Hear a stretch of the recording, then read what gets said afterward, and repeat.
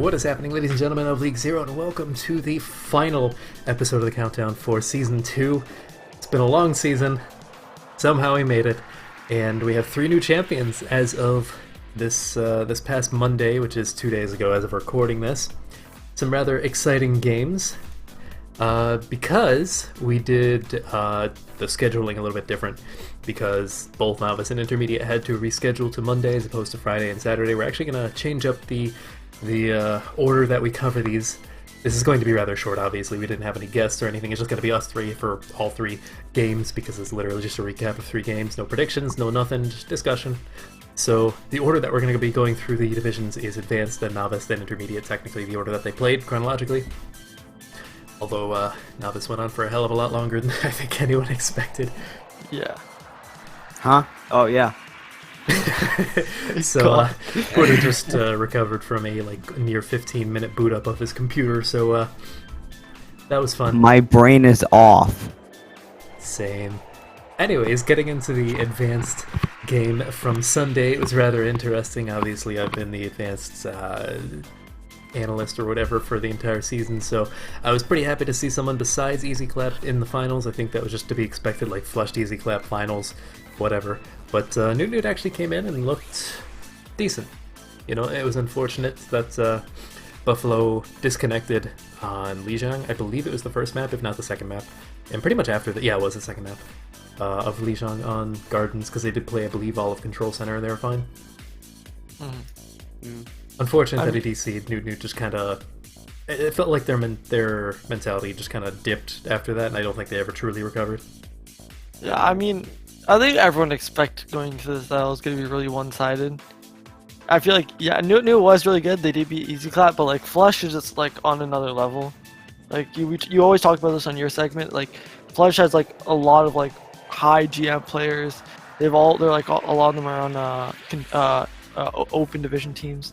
And like Newt, they have a few players here and there, but none of them can really match Flush in terms of mechanical skill alone. Yeah, although I will say that if Mythology actually managed to show up instead of ghosting the team and playing Smite, because that happened, they probably would have had a better chance, because at a certain point on Dorado, Baz decided, screw my team, I'm just going to go spawn camp Jazz's Widow. And he proceeded to do that until Kaigo went back and the two of them killed Baz, but like he legitimately spawn killed Jazza once, which is terrifying, and I think speaks a lot to how good Baz is. Unfortunately, he won't be eligible next season at the very least, for the next entire year, because he plays top 16 OD. Same with Mythology, same with M.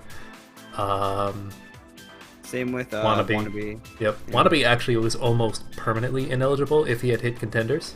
It's top 16 OD through Trials within the last year, or Contenders and above just ever. Damn. Ever.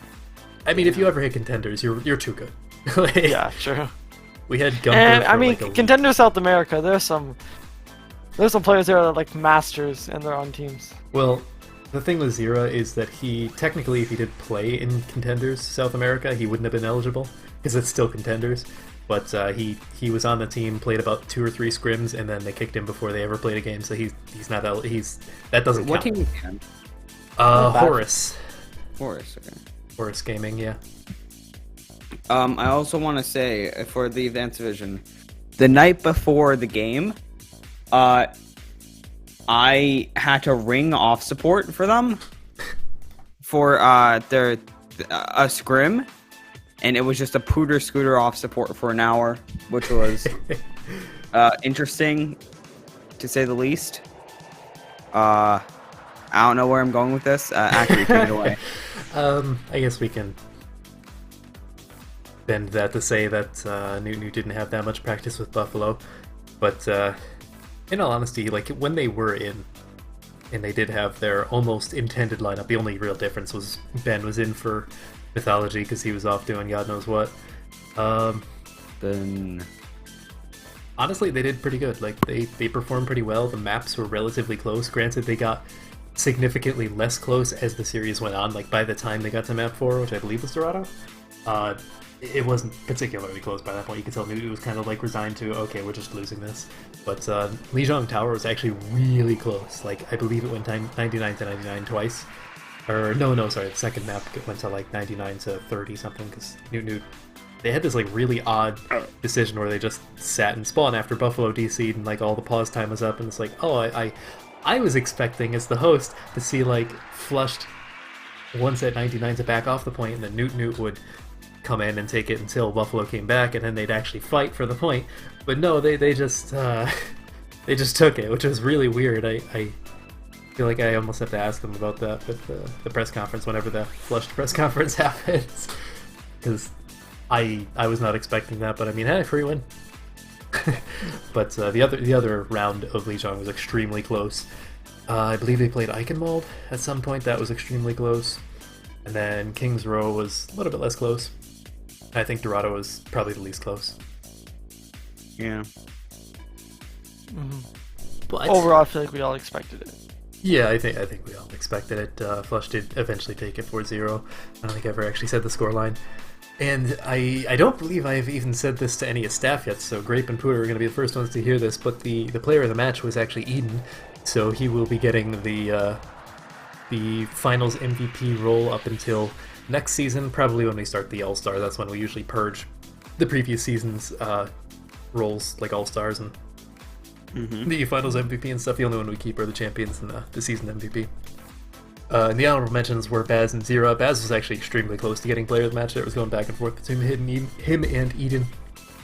It's actually tied at one point. Honestly, I could see the argument for either of them. I think Eden did a really good job all season long. I think he definitely deserved it that game. Anyways, I'm gonna hand it off to Grape, and you can talk about Novice. Yeah, so Novice game, it happened on Monday. It was going to be Geometric versus Wisdom. Before I even go into the game, nobody probably expected Geo to even make the semifinals. I know a lot of people in our power rankings didn't even see Geo beating OTW, so it was an accomplishment in itself for them to make the finals. Geo ended up winning 4-1, and the scoreline doesn't depict the whole story.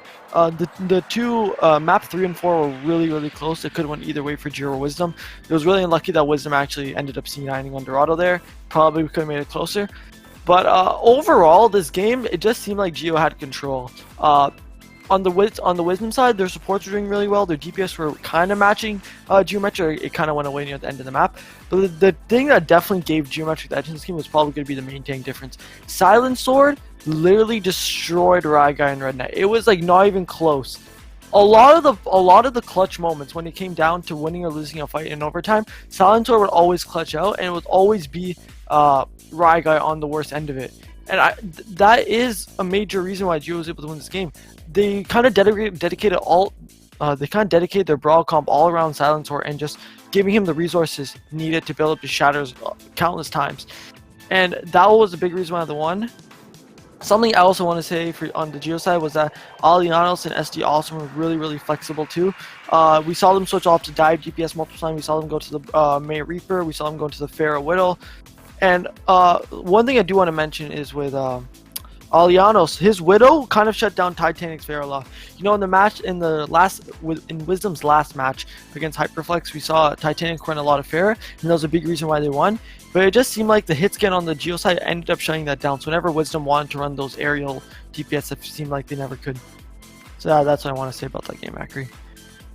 Yeah, I mean, it is worth noting that they swapped Storm around a lot too. Like, he was going from Flex Support to DPS back to Flex Support. SD Awesome actually played off tank for one round. I believe that was King's Row. I know he played for at least one map, and I was not expecting him to be quite as dominant as he was on off tank. He's like, oh, he's actually really good at this. I also want to give a shout out to Flint. He played amazing on Ilios and on Dorado. Although that second round where they weren't able to win that on Ilios, he got like 6 or 7 environmental kills that round. Oh yeah, on Lighthouse. Yeah, that was like so clutch. I was obviously hosting that game, and I was just like flying around watching stuff. Probably only 2 of those, like 6 environmentals, were legitimate environmentals. The others were mostly people jumping off, and for some reason, like, the last damage that had been done was Flint's boop. So like he didn't boop like half of those people off the map. Like, they were just jumping off to reset. But that gave him a lot of ult charge. Yeah, he got like he was beat one fight, to the next fight he had it again. Yep. Because of that. It did help him a lot. He did get some environmentals though, and actually some crucial ones towards the beginning. Like, towards the beginning of those fights, he was getting the environmentals. Towards the end, that there were just suicides, resetting. And on all in all honesty, considering that Wisdom went undefeated up until this point, I was really underwhelmed by their tank performance. You know, I've always like thought of Red Knight as a really good main tank swords right guy, but it didn't seem like they were in their mojo this game. It felt like, I don't know if that was because they were mentally boomed, going down 2-1 or 3-1, but it just seemed like they were just falling off, and it definitely showed in the shatters because. Silencer just took the game by storm. Like after Dorado, it was just all geometric. Yeah, honestly, I think it was partially just Silent Sword was like freaking on Adderall or something. Like he was playing on the 5th dimension while these plebs were playing on like the 1st dimension. You know, like I think in particular, I think it was Kings Row. It might have been some other map where whenever Red Knight and Florida came in, like I think that swap up of the tank lineup like really hurt Wisdom. I think they had a chance, and I know like they usually play hybrid maps with that tank line, but I think it probably would have been better just to keep the normal one because they had just won the map prior. Yeah, Volsky was really close too. That could have been either way. Yeah, there were a bunch of maps that honestly could have gone either way, but it was just like a few. Wisdom could have. Yeah, Wisdom could have won Dorado. It was 5 against 5, but everyone was off point, which really tilted me when I saw that live. But yeah, like overall, Geo went from like you have to respect Geo. You know, they were the most hated team coming to the playoffs. Although they were toxic in the beginning of the season, no novice team wanted them to win. But they just pushed all of that hate aside and were dedicated and just persevered all the way. And they ended up going 3-0 in these playoffs, only dropping 3 maps. Like, I thought you meant the map score. I was like, that's not the map score. No, no, the whole playoffs. They only dropped 3 maps. Yeah, you know. Okay, match differential. Yep. Yeah, and in all honesty, like I know we're I'll put this. So staff is going to talk about like a lot of the potential controversy and whatnot in the press conference after this. Is literally going to be like 2 hours. Granted, only like 90 minutes of that is going to be serious questions, and the last 20 minutes Des mostly just memed. so there is that, but like we'll discuss that. But honestly, I don't think it's too controversial to say that even without Storm and the potential of him being a Smurf, fingers crossed, please do not be a goddamn Smurf, but like Geo looked like a championship caliber team when they stepped into the lobby on Monday night, like even without Storm. Like Silent Sword was absolutely insane. Flint was probably playing the best game of his life. SD Awesome and Alianos, like you said, were just popping off consistently. At times, especially early on in the series, it looked like Geo's DPS were kind of getting outshone by Titanic and Sui, but like once they started to get momentum back, like they were managing to hold up at the very least, and that's saying something considering how insane Sui and Titanic both are. It was a really fun game all around. It would also be interesting to see if Geo could beat like Bot Burgers in Inter. I feel like they could, because Bot Burgers, they had low plat players. I feel like they didn't have any diamond players. They had mid plat, mid to high plat. They had mid to high plat, and Geo has some diamond. Geo has a diamond player. They don't. No. I know Wisdom has like does. 3 diamond players. Yeah, Wisdom has They started as gold. But Storm is one of the best novice hit scans. Like that game against OTW, he was For the love insane. of God, actually be novice, but yes. Yeah, I hope it didn't look like novice, but we're just waiting on the twit longer. Like, please don't be an Obum situation. That was insane. Like his one of the best. Yeah, although I will say like, even his flex support performance. Yeah, his flex support was nuts. But like, I think what a lot of people in Twitch chat from what I saw were focusing on were when he swapped over to like McCree, like on Lijiang Tower in particular. Like his team pushed in and he high noon and got like a 3k. And I don't think that was so much his skill, because like he was literally just standing there out in the open. That was mostly like his team literally popped like I think Symmetra ult, so he had like a perfect shield blocking him. Like there's no way Wisdom could have gotten that, and his team was forcing Wisdom back. So it's like that was more team play than just flat out Storm being insane. Although he did have some highlights. And speaking of that, player of the match was unsurprisingly Silent Sword. Honorable mentions did go out to Storm and SD Awesome. Yeah, I mean, so after the game, I was in the GOVC, and they were trying to get everyone to get player of the match by doing 1 vote each. So didn't work. Silent Sword got so definitely many. did not work. Definitely did not work out. I know Placha did it last season, but it was uneven amounts. So one person ended up getting 2 votes, another got 1. So yeah, I remember that.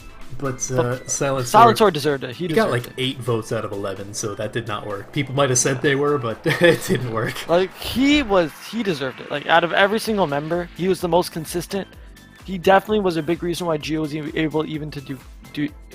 able to do well in the playoffs.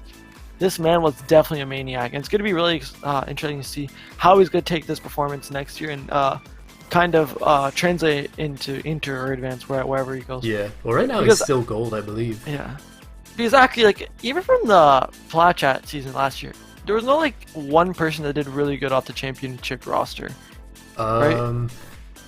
Tanic, Like- I would have to highlight Tanic in particular, because he just, like, had the game of his Yeah. life on Bot Burgers in particular. Yeah. But yeah, that's the interesting about this, right? Like, even if you win, like, even when, like, a league like Novice, there's always going to be better people coming to the league, and that definitely showed. Yeah. Whether Food is going to talk about Actually, that or not. interestingly enough, I do remember Silent Sword from Snowball Cup when when that was attempted, and like I'm pretty sure he got like benched for most of the season. He eventually got played because like whatever team he was on just like didn't have another main take, and he was serviceable. You know, granted there were like diamonds and masters by that point in Snowball, but like he was doing decent. But he never really caught my attention as being someone who like was particularly incredible. But like coming into Novice, where he's like he can actually one play with the people of his skill rating, and two like he came into playoffs with a completely different mentality or something. Because like even during the regular season, he didn't look incredible. He looked good, but not this good. Yeah, definitely a big upgrade over Corbs there. Actually, Corbs got 1 vote from the team, and I want to That was ask me. him. That was me. Okay, That was me. Okay, I wanted to ask him if he voted for himself. That was me. Okay, so that one was easy. But yeah, that's all we got for Novice. So Pooter, intermediate, go. Singles in your arrow. This was definitely. What? Okay, now I'm gonna, Wait. Oh shit! It's my turn. This is definitely the worst game of the week. How long I'm were gonna you say it planning now. that? The The entire time. actually pretty long. All right. So. Shanghai versus Vitalize. Let's- Shanghai versus Vitalize. So before the match. You're God, I echoing hear great. myself. Why do I hear myself? Oh, shit, my bad. Uh oh. I'm here. Nice. Go ahead. It's better now. It's better now. Okay. So before the match, everyone was hyping up basically Shanghai because they're the top team in the league, stuff like that, blah blah blah. Some people had faith in Vitalize, but Vitalize just no. Okay.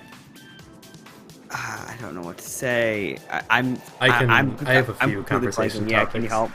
Yeah, so I the scoreline was the same as the Novice game. It was 4-1 for Shanghai.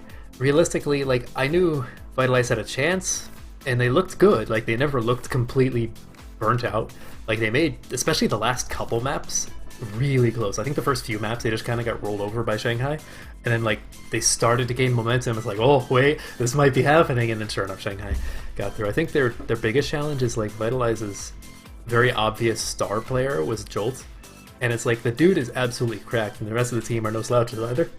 But when you only have one person who's like god tier good, and you need to like hard pocket him as opposed to like Snipes and Vantage and Muhammad and Lilithy and Madam, you know, like, and Tyler, it's really hard to match up to that. You know, it's like one carry pick as opposed to 6.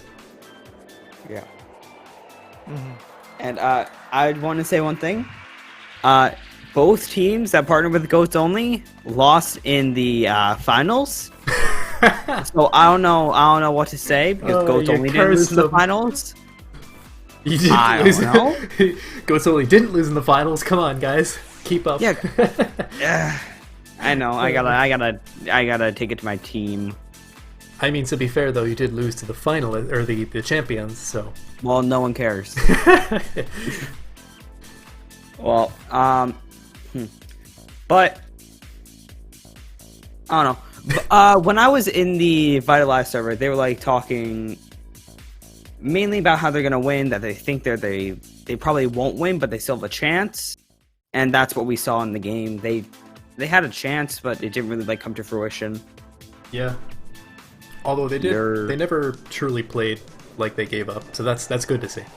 Yeah, Yeah, I mean, the whole game, it looked like it was in Shanghai's favor though. Like, Shanghai definitely was a better team in the situation. I feel like after the second map, Vitalize knew they couldn't win in the mirror, so they decided to run the Genji comp they did against Wait What. But you could definitely tell Shanghai was prepared for that. And when you're going up against a team that has the caliber of Shanghai, you can't just rely on Nanoblades to win. And that definitely showed, right? Shanghai ended up taking the next 3 out of 4 maps in that series, and they just ended up taking the rest of the series. Yeah. See, one thing I've found, I played with Lilithy briefly in the past, and he is like, he's a sadistic bastard in certain ways. Like his strategizing is hilariously evil. So when you're trying to set up a Nanoblade or something like that, like this big ult combo, he's the kind of player and he's the kind of shot caller who's going to screw it up. Like who's going to screw it up for the team trying to set it up, and it's really funny to watch in motion. I don't know if he's the primary shot caller. I'm just kind of assuming because I know his style. But yeah, it kind of makes sense to me at the very least, knowing his style of shot calling and how they just kind of like completely negated anything that they tried to set up with Jolt.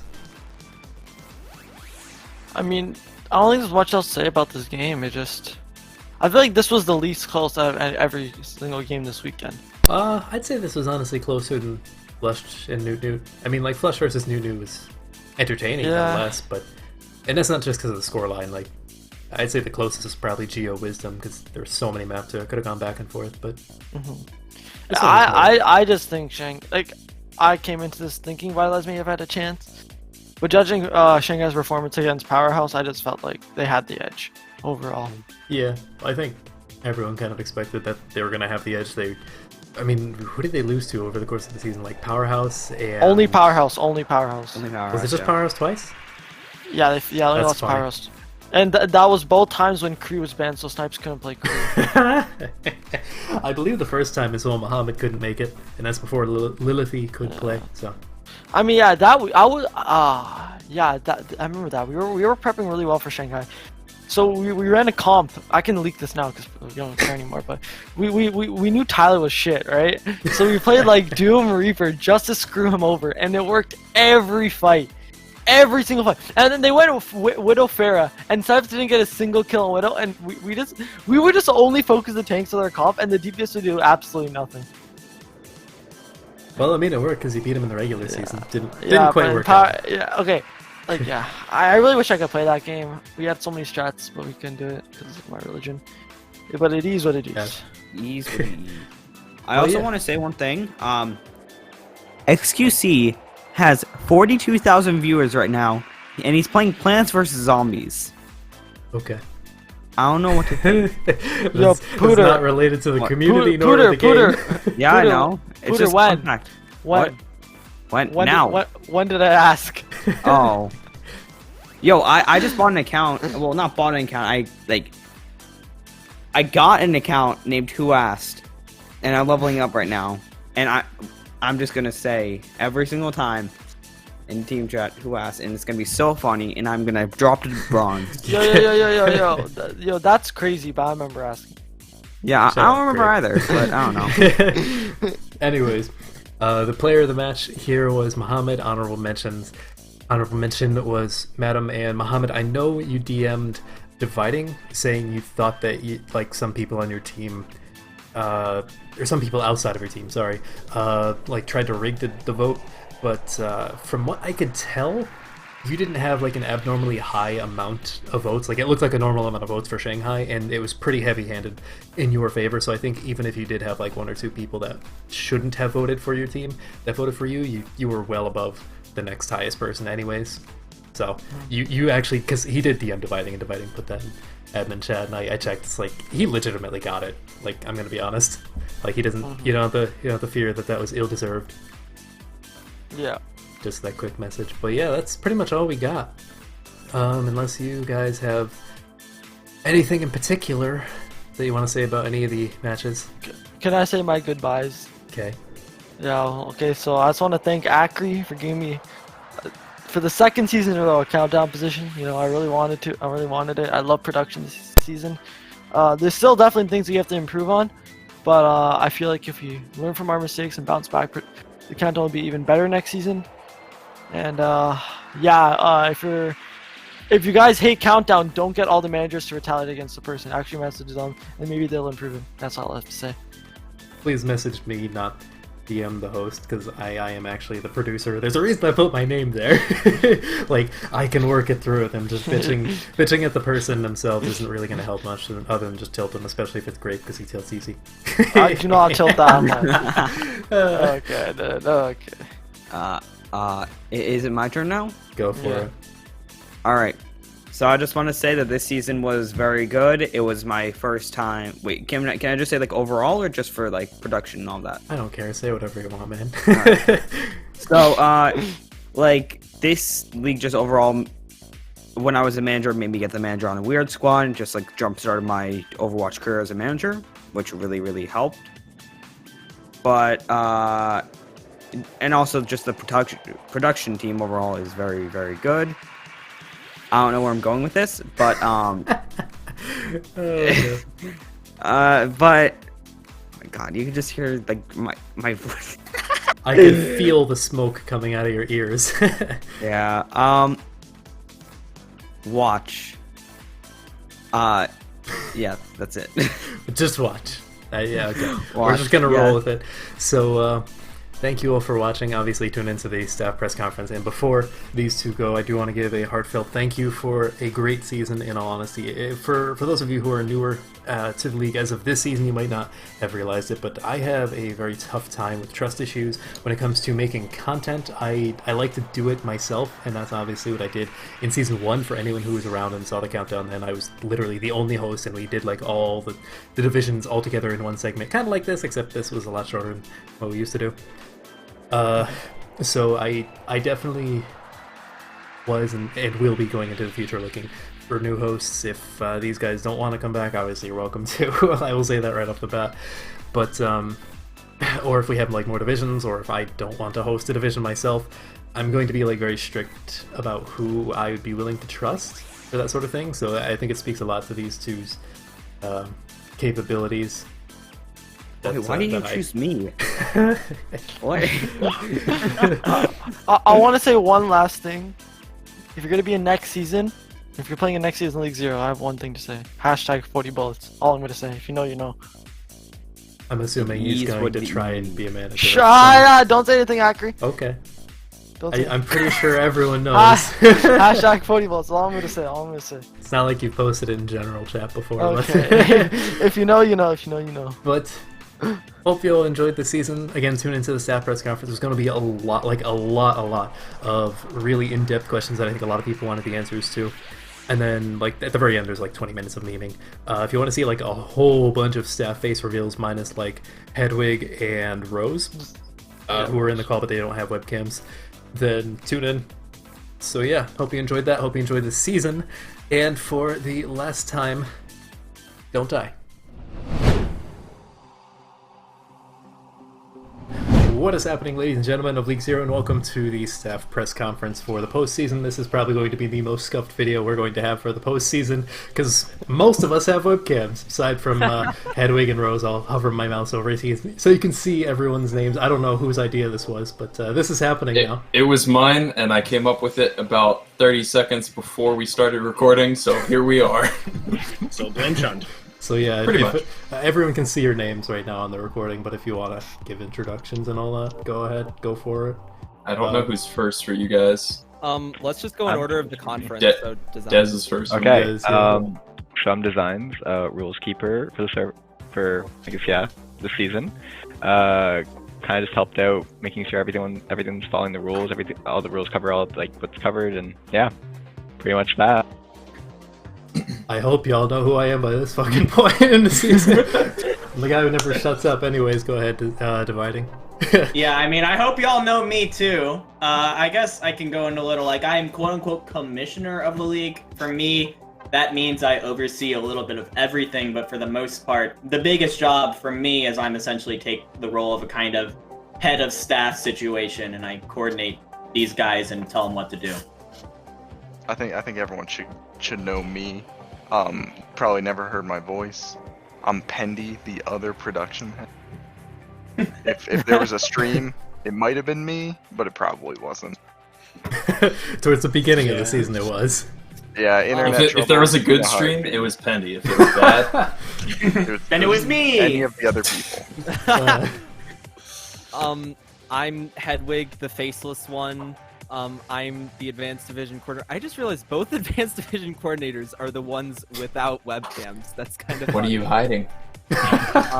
He's a minor. Let him. I don't know. And yeah, basically, I was also a caster for most of the season because I like yelling about how bad people are. Not untrue. Who's next? Rose? Yeah, Rose. Yeah, right. Hi, I was like the assistant advanced coordinator. I don't know webcam, so yeah. I don't know what to say. Good enough. Fair enough. Sean. That's good. That's fine. Am I next? Yeah. Yeah. All right. Hi, I'm Shun. Most of you probably know me. I've been the rules keeper since the beginning of season 1, even though we didn't really have positions back then. That's about it. I'm Zachariah, intermediate division coordinator. Don't really know why I'm here. They just sort of accepted my application. I've just been chilling. And then Santa Claus. And I am Zakaro, novice division coordinator, host of every other game. Generally around, hopefully. Yeah. No lie though, Zach, you look almost exactly like my best friend IRL. Like he has the big shaggy beard and the long hair and everything. It's really weird. Kind of reminds me of Shaggy from Scooby-Doo. I have heard that one before. I've called my best friend that one before, so it's really weird right now. Anyways, let's get into the green shirt.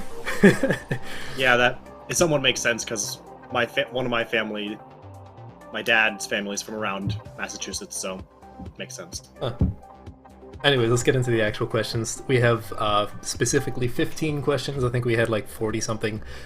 Actually, yeah, close to 50-something submissions. About 15 of them were more on the serious side.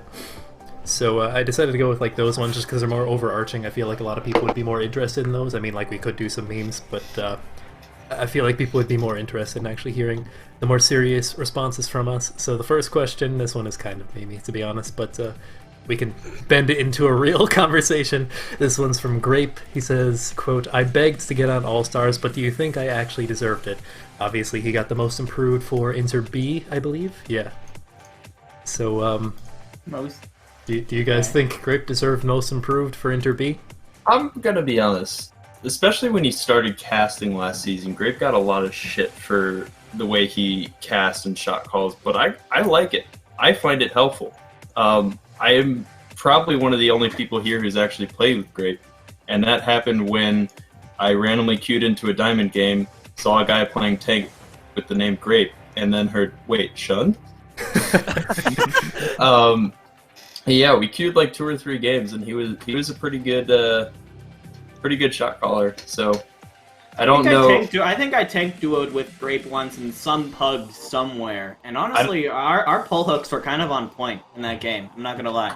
I don't know. However, I don't think he deserves most improved. I'm gonna be honest. I don't know exactly where he started, and that's my problem. Is he started as the starting main tank for Vitalize, and he finished, excuse me, as a bench player for Powerhouse. So in terms of his actual ability.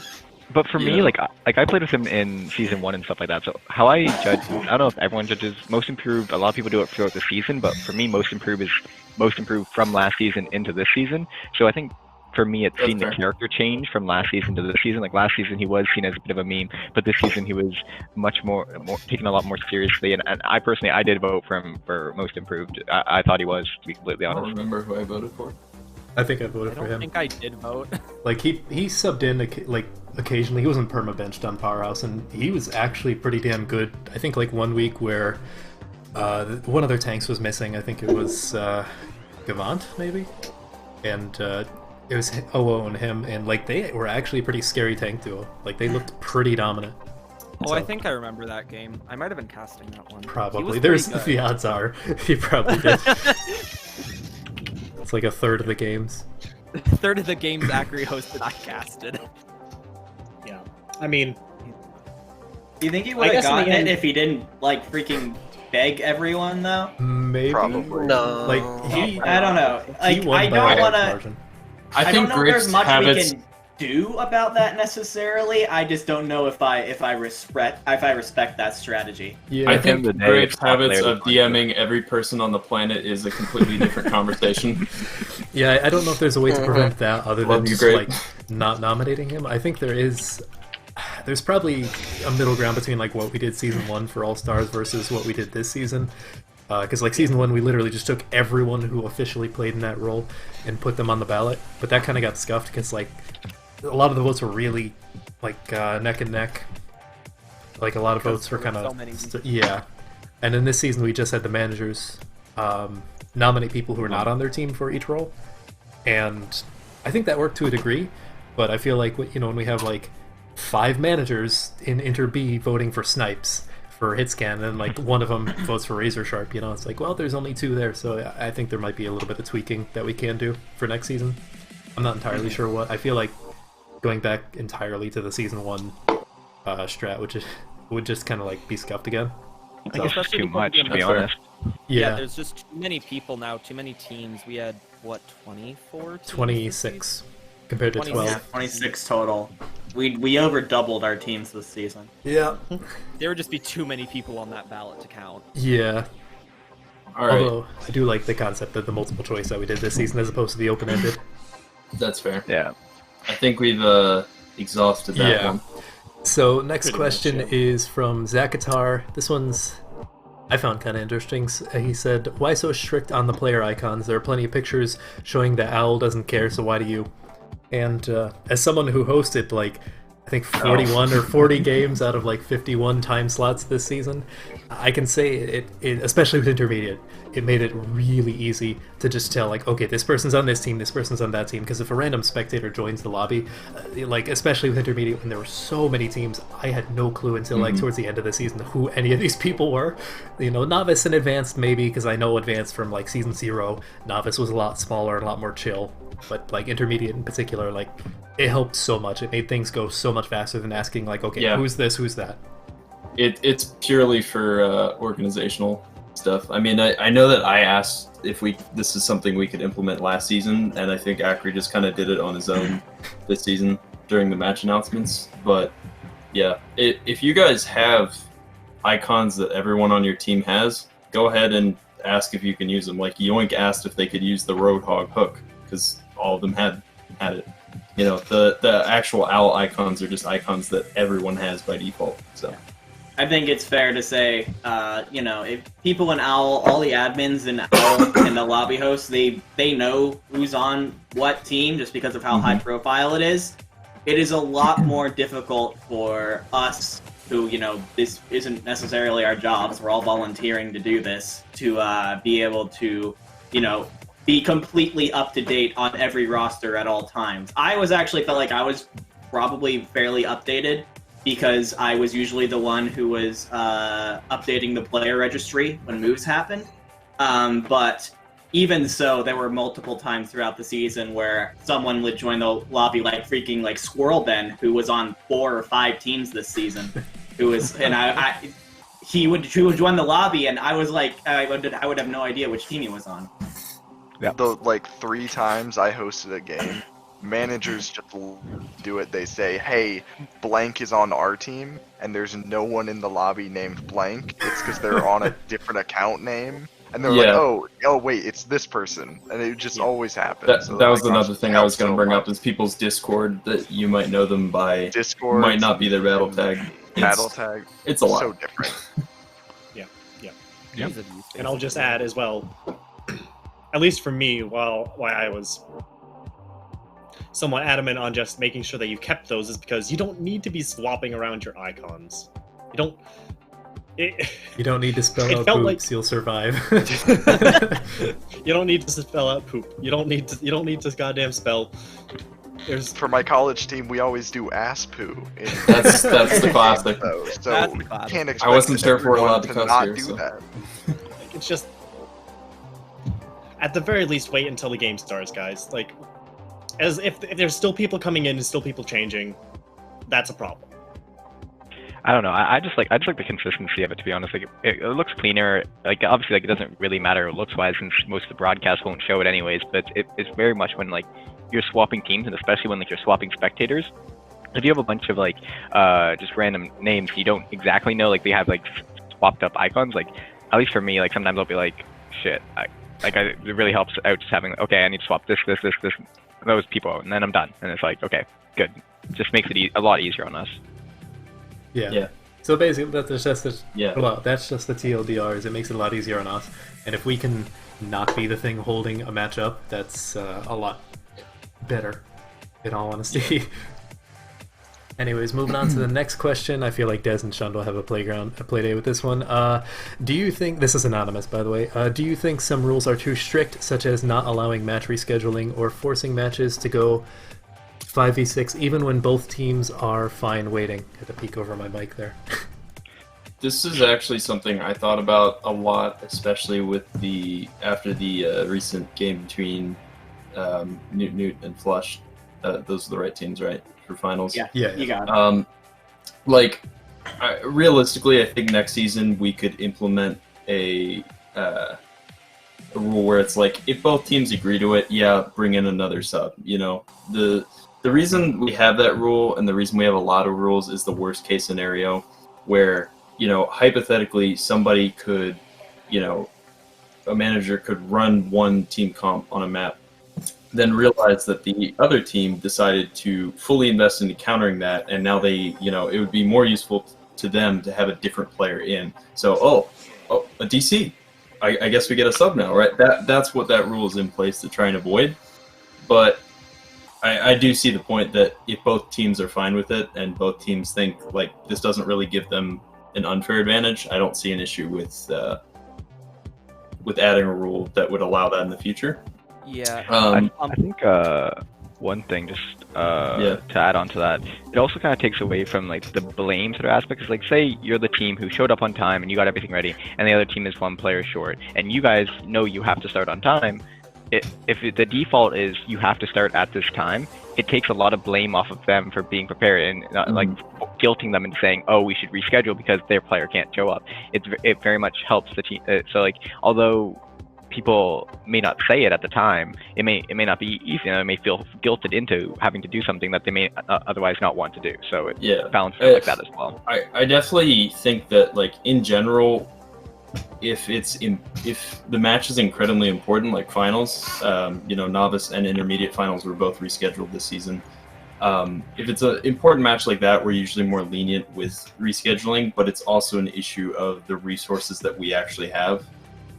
You know, there are weeks where it's like, okay, what do we do about this third lobby? We don't have a host for it, you know, and so it's kind of hard because like in the same way that a lot of teams expect, okay, we're going to be playing on the weekends, you know, the staff expect like, okay, you know, make myself at least reasonably available on the weekends to host occasionally, and you know, that's kind of different if, you know, you join the staff team and you're completely busy on all your weekdays. So yeah, it's kind of a balance between the resources we have available versus the importance of an individual match. And Oh, sorry. This is sort of coming from like a player's perspective on the whole like subbing people in mid-map. So last season I was obviously a manager and a player for Hangzhou, and if I wasn't playing in a map, I would like be in a call or be in the other server with the coaches and stuff and talking with each other about strategies, comps, ultimates to run on this. So if I were to be, let's say our main hit scan term was to DC and I was to be allowed to sub in, I would have an unfair advantage because I know what our coaches had been talking about, which is basically, which happened this season with coaching mid-map, which we... Few times. Yeah, that's a good point. If you're in a call with, you know, the coaches and the coaches are just talking about why do they keep just running it down mid or whatever, you know, you come in with that mindset of knowing what your coach has said. But again, I hate the idea of like rule booking. I really don't like that, but I think there has to be a rule book at the end of the day, just in case there is like some sort of discrepancy, you know. But one thing I do next season, we'll probably definitely talk about this later, but one thing I want to look at for next season is making, I don't really know what the right word is, not making League Zero a more casual environment, but making it more enjoyable overall. You know, issues we'll probably get into are like burnout versus season length and stuff like that. And one thing I'd like to implement is, you know, if as a general policy is if both teams are fine with it, let's do it. You know, as long as it wouldn't then give an advantage to or a disadvantage to other teams outside that match by, you know, allowing them to have a different match setup, that kind of stuff. The one thing I So worry no, about... no bringing back goats. The what? No bringing back goats if both. Yeah. No. Oh god, no. Yeah, no. But like No. the one big thing I worry about Sorry. with like delaying stuff is mostly like the production crew, because obviously if they gotta go, they gotta go. Like if a match is being streamed or whatnot, or if there's a problem of like, oh, we might have to delay, then we might not be able to stream that match if we do allow for more. And that I stuff. think is an issue because we it is a valid issue because, you know, we bring it back to the Flush versus Nuke match. I mean, I was streaming that match, and I basically, as the team was trying to get Buffalo back on, I was basically listening to Eden Ocean and Shizzy basically frantically try and stall for like 10 minutes, and that is not a fun experience as someone who has done some casting. And anyone who does casting would tell you that having to just fill up time when nothing is going on is the worst part. Yeah, if it's not being streamed or whatever, like, we can be more lenient, you know, the lobby hosts can just, like, hang out, but if it's going to be streamed, if there's going to be casters there and it's live, like, we can't just stop the stream and be like, okay, guys, we're gonna set up the stream again in, like, 30 minutes, you know, that doesn't really work. Yeah. And But yeah, that's... a lot of these tough rules are because of things that have happened in the past. Z9, thank you, guys. Oh, Season 0. Lord. Wait, what? Z9 and Season 0 tried to... Because we didn't have any scheduling rules back then, so it was basically just like teams talk to each other at schedule. They got a free win off of Rio back then because Rio mixed up the times that they were supposed to be with like the default time as opposed to the one they agreed upon, so Z9 took the free win. They beat Platchat based off of scheduling because we tried to be nice and we were missing one of our players, but they wouldn't be missing any of their players. We ended up losing that in a relatively close game, if I recall. That was the regular season, not the semifinals. Stuff like that. So like Season 0 Z9 is the big reason we do that, because they kind of like scummed their way into 2 wins. And we don't want teams to just like schedule their way into wins, you know? So And it's not fair on players on all sides if what they're signing up for is to play a time slot plus scrims. It's not fair for them to have that time slot constantly be moving around and swapping and all that type of stuff, so they can't even schedule their life around it. yeah. Anyways, I think we've beaten that dead horse into the ground. So let's move on to the 4th question out of 15. How hard is it to deal with situations that aren't covered by the rules? That one's from Platinum Buff. Alright. Oh, He's getting a drink. Here we go. Just get the vodka bottle. I'm trying to avoid the PTSD, okay? Really, really difficult. Because We hate it. We day- hate it. We fucking hate it. Guys. Because Well, at the the end way of the it day, sucks. we want everyone to be happy, right? Like at the end of the day, this is a casual league, and we don't want people to be like, oh, like we said earlier, we don't want people to be rule booking each other for the most part. So then when it comes down to the fact that you see situations that happen outside the rules, it comes down to the fact that, okay, what is the best way to handle this that makes everyone happy? Or at least makes the least amount of people unhappy. And That makes also doesn't cause the league to implode. Yeah.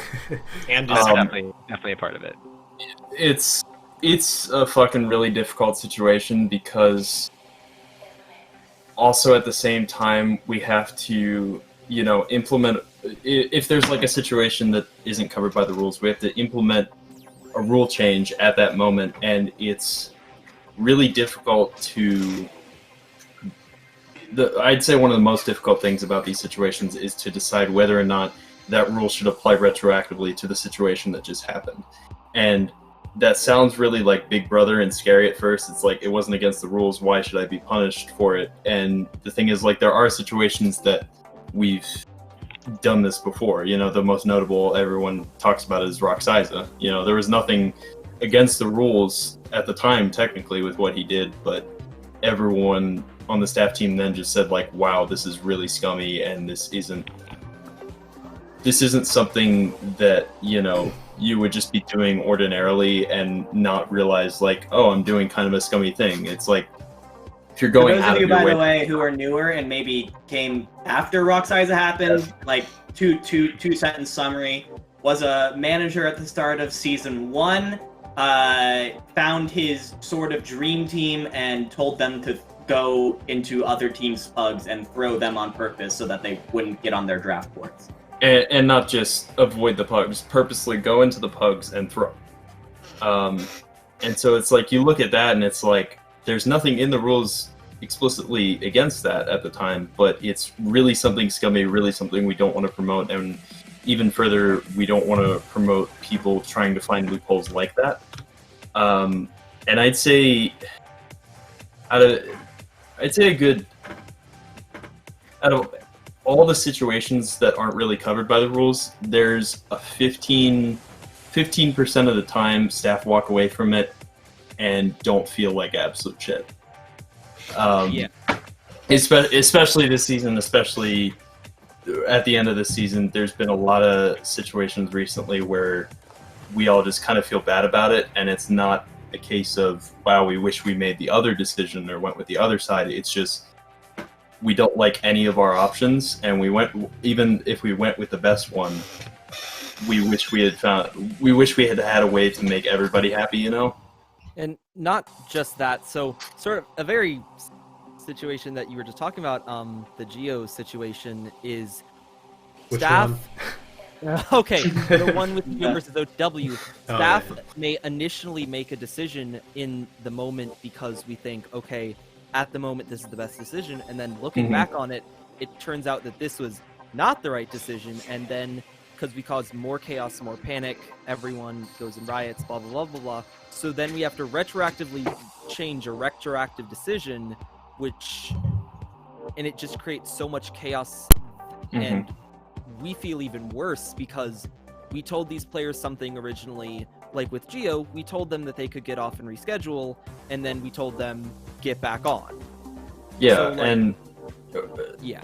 really to highlight what Hedwig is saying is, with situations that aren't really covered by the rules, or situations that are kind of like nobody really could have predicted, like that many Blizzard server restarts, it's difficult because it's hard to come up with the right decision the first time around, and that always leaves people upset. All right. In that No, no, situation, there was absolutely no direction we could have taken that didn't make many people upset. And I wish there was a way that we could have done it, but it's just a deal of the two teams wanted completely opposite things, and we ended up having to go with one of them in a way that we thought was the most fair and the most and would upset the least people possible, and that still did upset people, and we all felt extremely bad about it. Like, But again, it's a great showcase of a situation where we made the best decision possible based on the information we had, then we got more information and had to reverse that decision. And so it's never an easy situation to navigate, and it's never... It can really be extended to any situation where we aren't prepared for it, and that's because it's impossible to prepare for. You know, look at Typhoon. Like, that was a night full of stress for me. Dear and Lord. there's nothing in the rules that could have covered that, you know? Thank God we haven't had another thing like that. That was messy. Yeah. When you reach the mainstream Overwatch community as a tier, 40,000 league, you know something's wrong. that was kind of funny, although they weren't shitting on us, so that was nice. Anyways, I think we've exhausted that question. Next one is kind of funny, I guess, in some ways. This one's from Kern Master. How difficult is it to not blurt out opinions of teams and players in general, or talk about the drama that happens inside team servers? Not Alright. that hard. We talk about it in admin chat. That's what the admin chat for. Yeah. I think we talk about like running the league. No, we just fucking shit talk you guys all the time. Yeah, no, we Pretty have accurate. a couple different channels. One for planning, one for oh shit, something's happening. Everyone get on, we need help. And the general admin chat, which I'm gonna be meme honest. chat. I'm sorry, Acri. I'm going to expose you. No, Everyone please, loves I was gonna say it Acri. anyways. He talks the most shit about you.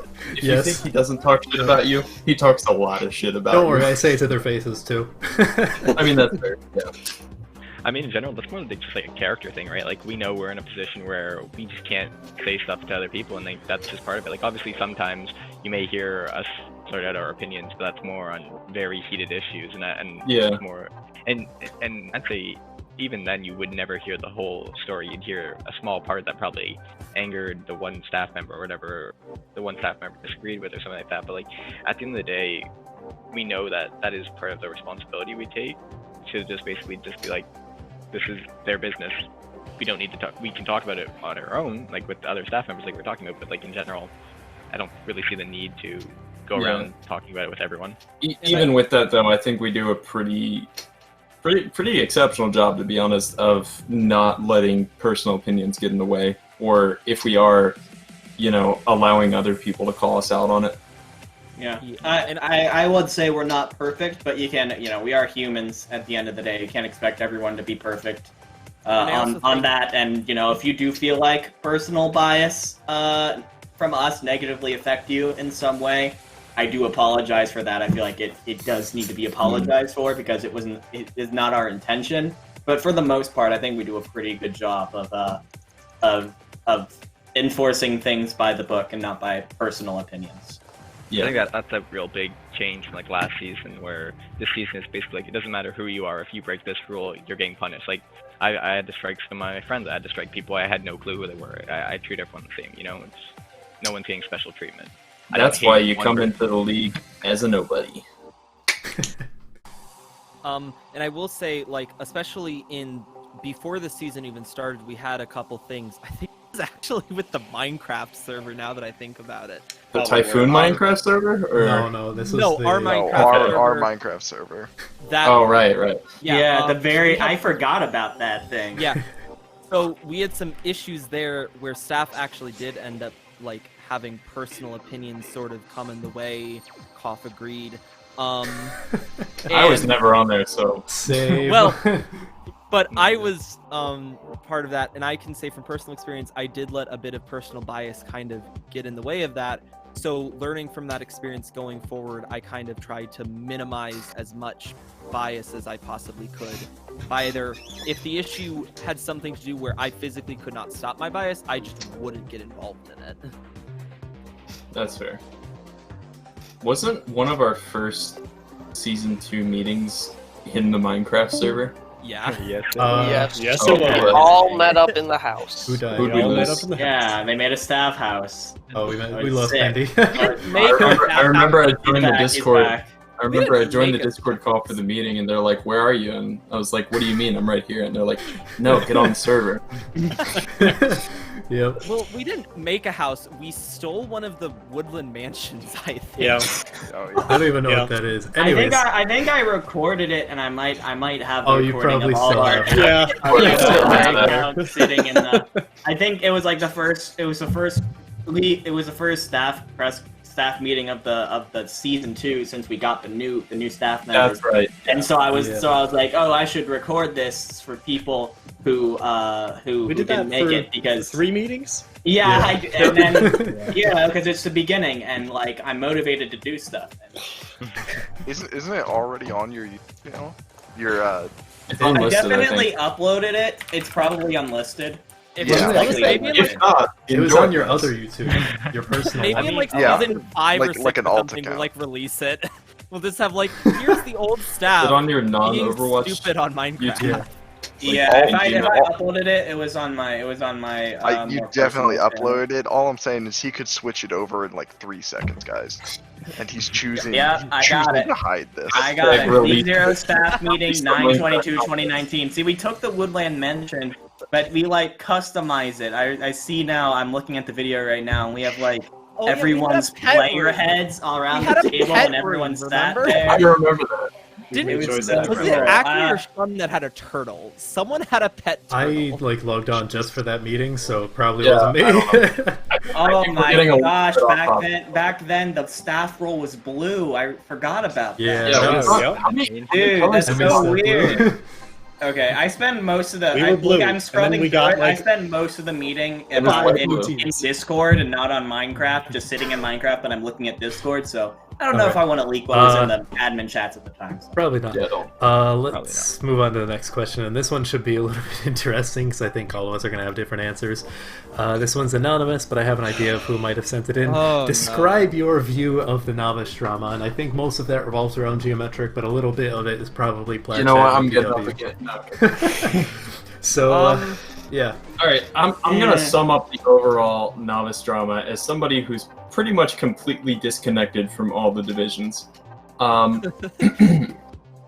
There's definitely sus stuff about Stormy and his relationship to Hanzo/Colby, but nothing we can really go off on.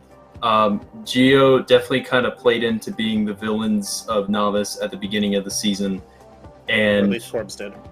Because Yeah, Forbes it never is, stopped, let's be honest. yeah. there were people in Geo who never played into it. I will acknowledge that, and you know who you are. The response from people in novice in general, again, not everyone, was valid, at first, and their concern is valid, but it definitely got to a point where it's been taken too far, and it's come to a point where nobody is really innocent. I'm not saying that about everybody, but like nobody who's been like directly actively involved is like, as far as I know, is in a position where it's like, yeah, I didn't take things too far at least once. That's fair. I mean, in general, it's a shitty situation because it really feels like they set themselves up for it at the beginning, and then when they realize like this is like exactly how we want to play, like we still want to be like, it's still a fun league at the end of the day, so we still want to have fun, but then people start taking it as if like, oh no, they are the bad guys. It's like, shit, how do you go back? And at that, and by the time that like, and seeing how they actually won it and all, it's just Yeah. it's just shitty. For the love of God, Storm, do not turn out to be a Smurf, please. Storm, I swear to God. Please. Please. But even if he isn't, like, and of course he is sus as hell, but like even if he isn't, like, he's gonna have a hard time refuting that, like how does he ever prove that, oh, he actually wasn't, Yeah. So, like that's sort of a catch-22 for him in particular, and from what I understand, he's quiet as hell. Like he doesn't use Discord voice chat, he doesn't use in-game voice chat, he uses the text chat in-game to communicate with his team. They have a Like, mic? Yeah. he does, yeah, but he doesn't use it. Okay. Yeah, I Well, mean, he told. Well, to be fair, he did tell me that he ended up after the whole COVID thing happened. He ended up leaving his mic at college, like he couldn't hack it or something. So I mean, that again, is my- the my- that is my- what he told me in my conversations with him. again, my summary is somebody who has never been too directly involved in the drama, except for the one night with semifinals the other day.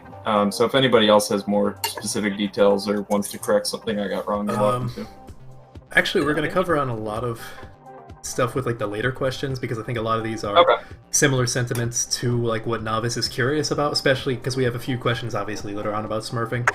Oh boy. And there's definitely some misconceptions about like what Novice, especially the Novice management, thought our approach to it was, or like what the reality of it was. Because like I talked to Platchat literally as of recording this last night, and like a lot of their players were like, "Wait, no, you did that. Your stance on it is this." So like they were actually pretty surprised, and they were a lot less angry about the whole our stance on it as staff after like I had talked to them. So I think a lot of that can be cleared up in certain ways. If you guys still have questions, you can DM me. I'm not gonna offer to let you DM Acri, but maybe he will allow you to. I talk anyways, so but you'll probably get a lot of the answers you're looking for by the end of this press conference. So with that, moving on to the next question, kind of led directly into the previous one. Is from SD Awesome from Geometric. How will you go about handling toxicity on the league? Oh boy. So our stance is usually, if it's about gameplay, and it's not like to a level of harassment, like you're going out of your way to just constantly DM someone, it's okay. You know, it doesn't mean you're going to be respected, cough corpse, but but like generally gameplay based trash talk is going to be okay. It's probably not going to go too far. If it gets into personal insults, then that becomes an issue. Yeah, the thing is that like a lot of the leagues try and do like a 100% no toxicity allowed, and I totally understand that that sentiment. The thing is that Overwatch is a competitive game, and we are a competitive league, and because of that, you know, banter and trash talk, it's going to happen. I feel like trying to force people to bottle it up is not is going to end up making things worse than it should be. But at the same time, there is a point to where things essentially go too far and become unwarranted. And so with that in mind, with that point of view of how I want to handle things, it becomes very difficult to draw the line between what is okay and what isn't okay. And throughout the season, I'm going to be honest, we drew the line, we then erased the line, and then crossed the line, and we went all over the place with it. And it's one of the things that I'm not necessarily super proud of this season. I feel like there were situations we should have gotten involved in, and we didn't. And then there were other situations where we didn't have to get involved, but we did. Yeah, in general, it comes down to a few basic points, like Akri said, but like Dividing said, the line is kind of hard to draw. So it comes down to, like, is it about gameplay or is it personal? Is it kind of like warranted, or is it kind of just like out of nowhere? Like if you're just gonna, you know, if people are just having a conversation about like, you know, the weather in the northwestern United States, and then you just come out of nowhere and, you know, insult somebody, like that's a little bit different than, you know, towing the line from gameplay to personal insults. It's, again, because it is such like a gray line, we usually try and like warn somebody beforehand. There's I don't want to say every strike because that might be wrong, but I know for a fact at least 75% of the harassment strikes we gave this season, I want to say, are things that we warned for, and then continued. And at that point, it's very clear to that person that this isn't something that the league staff find acceptable. And so it's different than just kind of like going too far and getting punished for something you didn't realize you were going too far on. But back to the main point is, like, usually just keep it about gameplay. Don't make it excessive, you know, don't be spamming the match chat and then go into their Discord DMs after and then, you know, continue to shit talk them on Twitter 6 hours later. It's like, calm down, you know, get a life. That's basically it. I think maybe a couple situations where it was like, okay, you've gone too far, we didn't talk to them. But I think that may be the only real thing like we could really like work on. I'd say like just ensuring that we've always talked to the person who actually did something, and like try and make sure they are also at least on the same page, or at least can see where we're coming from when you are going to strike them. I think that's something that we can possibly improve. Like I don't know how. Like obviously I didn't hand out every single harassment strike I didn't hand out, so I don't know how that was done. There are situations. Sorry. Oh no! I was basically saying like there are situations where there are. I think that's a good idea in general, and it's stuff that I know we definitely started to do this season. I'm definitely gonna leave his name out of it, but there was somebody, you know who you are, that got a strike this season, and I had a good 2.5-3 hour conversation with him, not just, you know, not flaming him and just saying look at how much of a fuck up you are, but just trying to like explain like this is why this meets the actual definition of harassment, and this is why it's not okay. And in terms of like team discords, at least that's kind of just got to fall on you guys. At the start of the season it was a bit more murky, but we've pretty clearly made team discords are for the teams to handle. And just as a note, it is totally acceptable for, after pugs and tryouts and all that, for a team to make a private team server for just them and, you know, whatever staff member they want to invite. That's entirely acceptable. You're not obligated to have a public server. for you're not obligated to have a public server that you need to moderate in the first place. Just as long as we are kind of like aware of where you're congregating, that's perfectly Yeah, fine. we do need to like actually see your server, like your actual server. Yeah. Otherwise... If we can't see the audit log, that's kind of a problem. It sounds sketch, but it was an issue this season, so. Yeah. Anyways, moving on to the next question. This one's from Kate. I get the feeling she asked this question with herself in mind, but I can already put your fears to rest, Kate. You were not. No. So her question was, who or what was your biggest regret this season? It was not Kate, I can tell you that much. Personally, or Hey, with you were our... fine. I promise you were fine. Don't worry. Personally, or with like the decisions we made, or with what we didn't get done? Is there anything like that, or is it just whatever we want? Okay. Just as like who or what, so My anything. personal biggest thing, and this is coming from the perspective of a person who played with these people, was the whole very beginning Pixel Bun situation. Yeah. Yeah, Like, that's the easy one, obviously. You're a little Yes, quiet I'm for me, here. Hedwig, by the way. Yeah. Pixel Storm and Bun. You're a little quiet, Hedwig, for me at Oh, least. slightly. But like that whole situation, because in season 0 I was on a team with Bun. I really liked the guy. I still really like the guy, but just that whole situation of, for those of you who don't know what we are talking about, short summary, Pixel Storm and Bun, beginning of the season, rigged the draft. They had two Smurfs. Attempted to rig the draft. Yeah. They had, I think, 2 Smurfs, or players that were well known and very high skilled, get on lower SR accounts, and then drafted them. It was a whole thing, and we ended up banning both of them. And it just kind of leaves me with a sour taste, because I respected and liked both of those players, and now we're even questioning whether we let them in next season, or what we even do in that whole sort of sphere. And not to get too much into that conversation of unbanning them, but that was a really difficult situation where I was proud of us for catching on to it, because, you know, I caught on to the first part of Reality trying to sneak back in, and then Acri caught on to the second part of, like, wait a minute, Zach this pointed is out, Cyber and Swag. Yeah, well, Zach pointed out, like, oh, hey, there's these 2 random accounts, who are they? And then, like, from there I was like, wait, there's only 2 people in their friend group that didn't sign up for the draft, so, like, Yeah, they wouldn't pick up nobodies. I don't know if I'd say that's my biggest regret, because I'm really proud of the fact that we caught on to that, and that we managed that really well, in that, especially with Reality, we waited to ban him so that he couldn't just rejoin and get drafted anyways. That was an interesting, like, 2 or 3 weeks of just, like, waiting. But because, like, we knew from, like, I think it was the day that he joined. I want to say I think it was the first day of Pugs, because like 4 or 5 people came to staff were like, "This is Reality." We're like, "You sure?" "Yes, we're sure." Like, it's kind of hard to. And the more we looked at, like, his behavior, it was just kind of like, yeah, that's him. Yeah, didn't even hide it. Even though, like, people like me who never have spoken with him in person or never, like, actually interacted with him. He is a special kind of toxic. Oh yeah, I've heard the stories from you.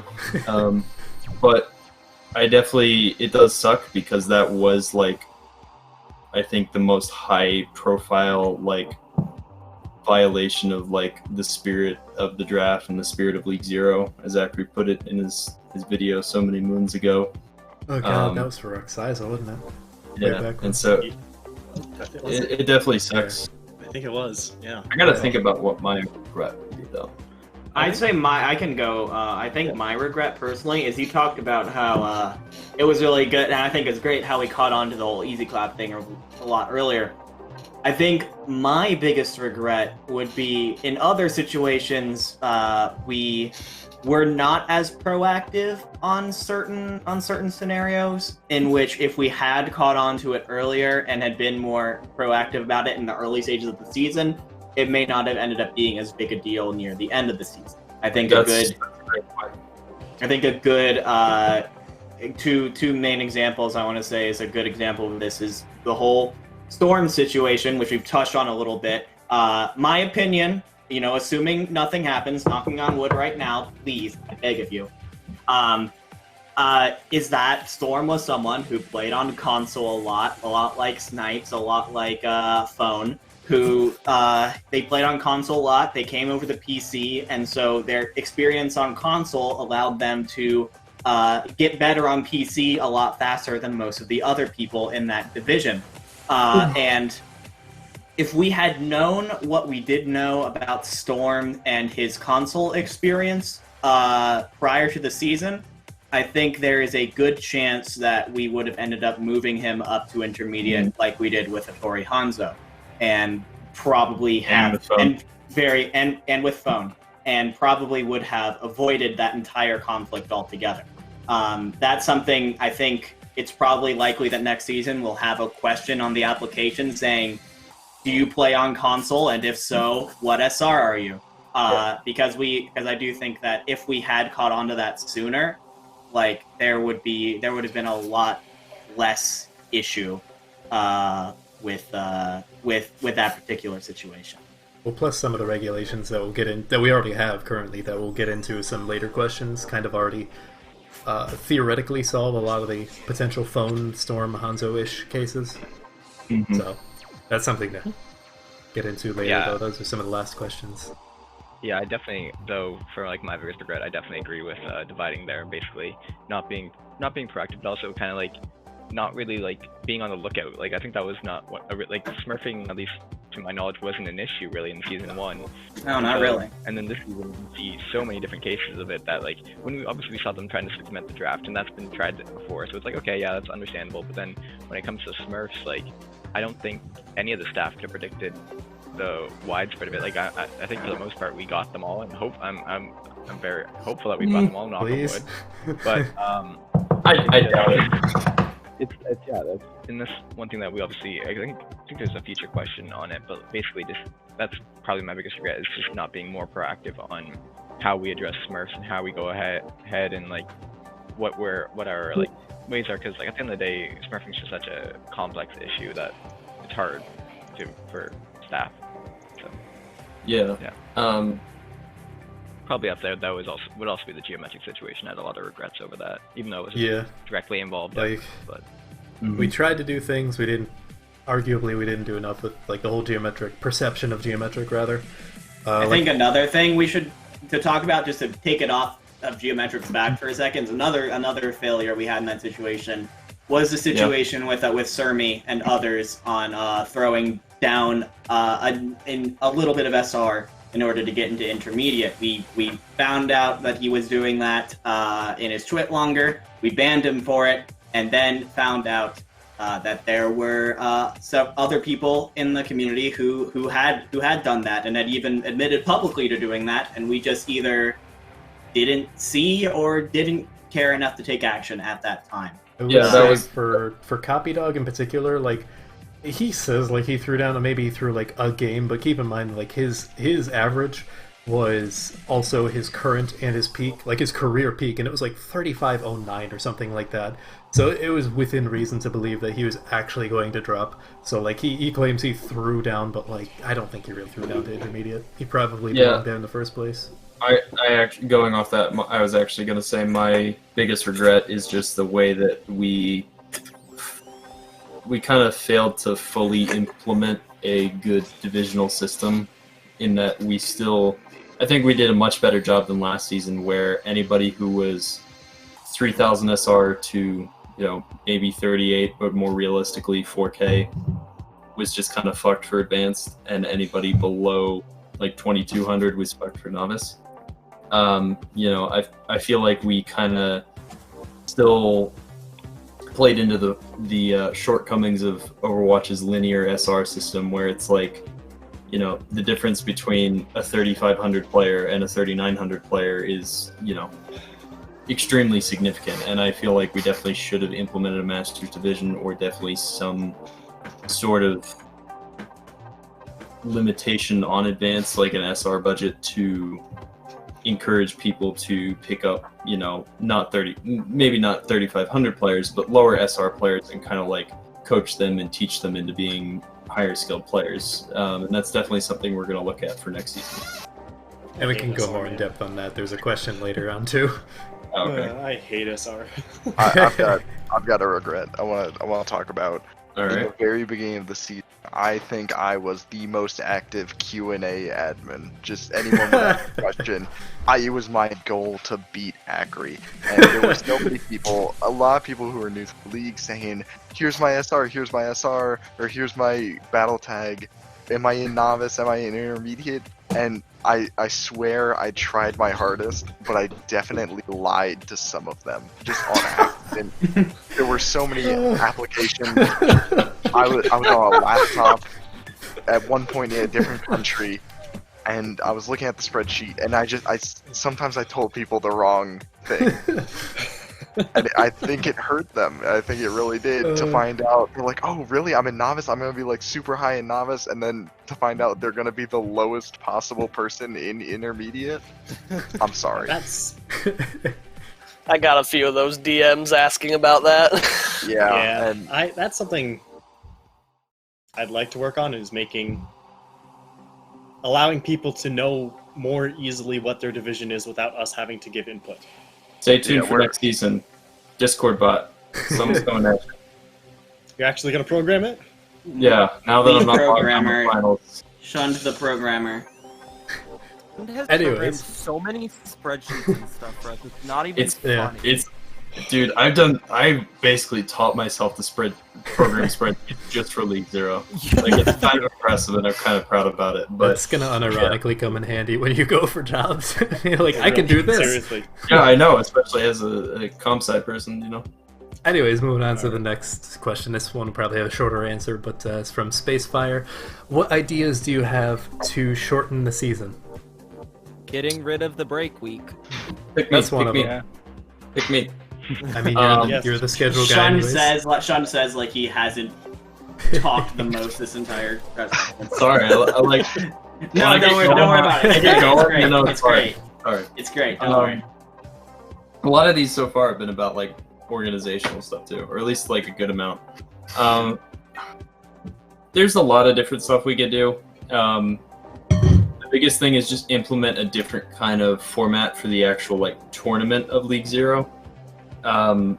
You know, right now we have like round robins or like pseudo round robins where it's like you play almost everyone, or at least, you know, you play everyone in your division. There's different formats like Swiss style, where Swiss style is really good for, I think it's used a lot in chess, is really good for taking a lot of people and condensing it down into like just a few rounds. Like for like 64 people in a tournament, a Swiss style tournament for that would have 6 rounds, I think.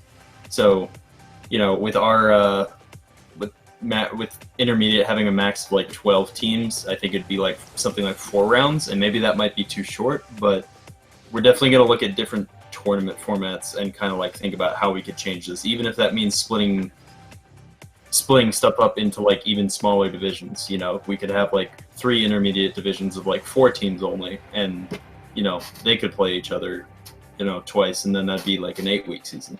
And I Stuff can like say, I think the biggest thing is that no matter what, there will be some sort of changes coming, because at the end of the day, this season was too long. I think we were talking about the other day, and it was 5 months long, and like 5.5, I think. 5.5, If we're talking from signups, signups. which I looked, it was like near the end of December with signups, 27th? and then the 27th I think is right, and then of course we crowned our last champion on the 18th, so that is of May. So that is a 5.5 month season from signups to finals.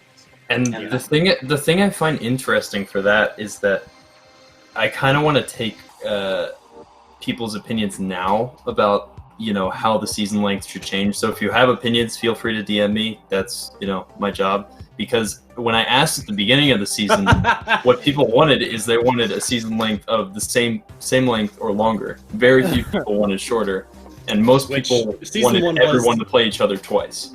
Season 1 was very similar. Season 1 was 11 weeks. This season was 12 weeks, including. But in terms of actual real-time length, it was similar, if not a little bit longer, because of more break weeks and more. Oh, it's Christmas. Oh, it's Thanksgiving. Oh, it's.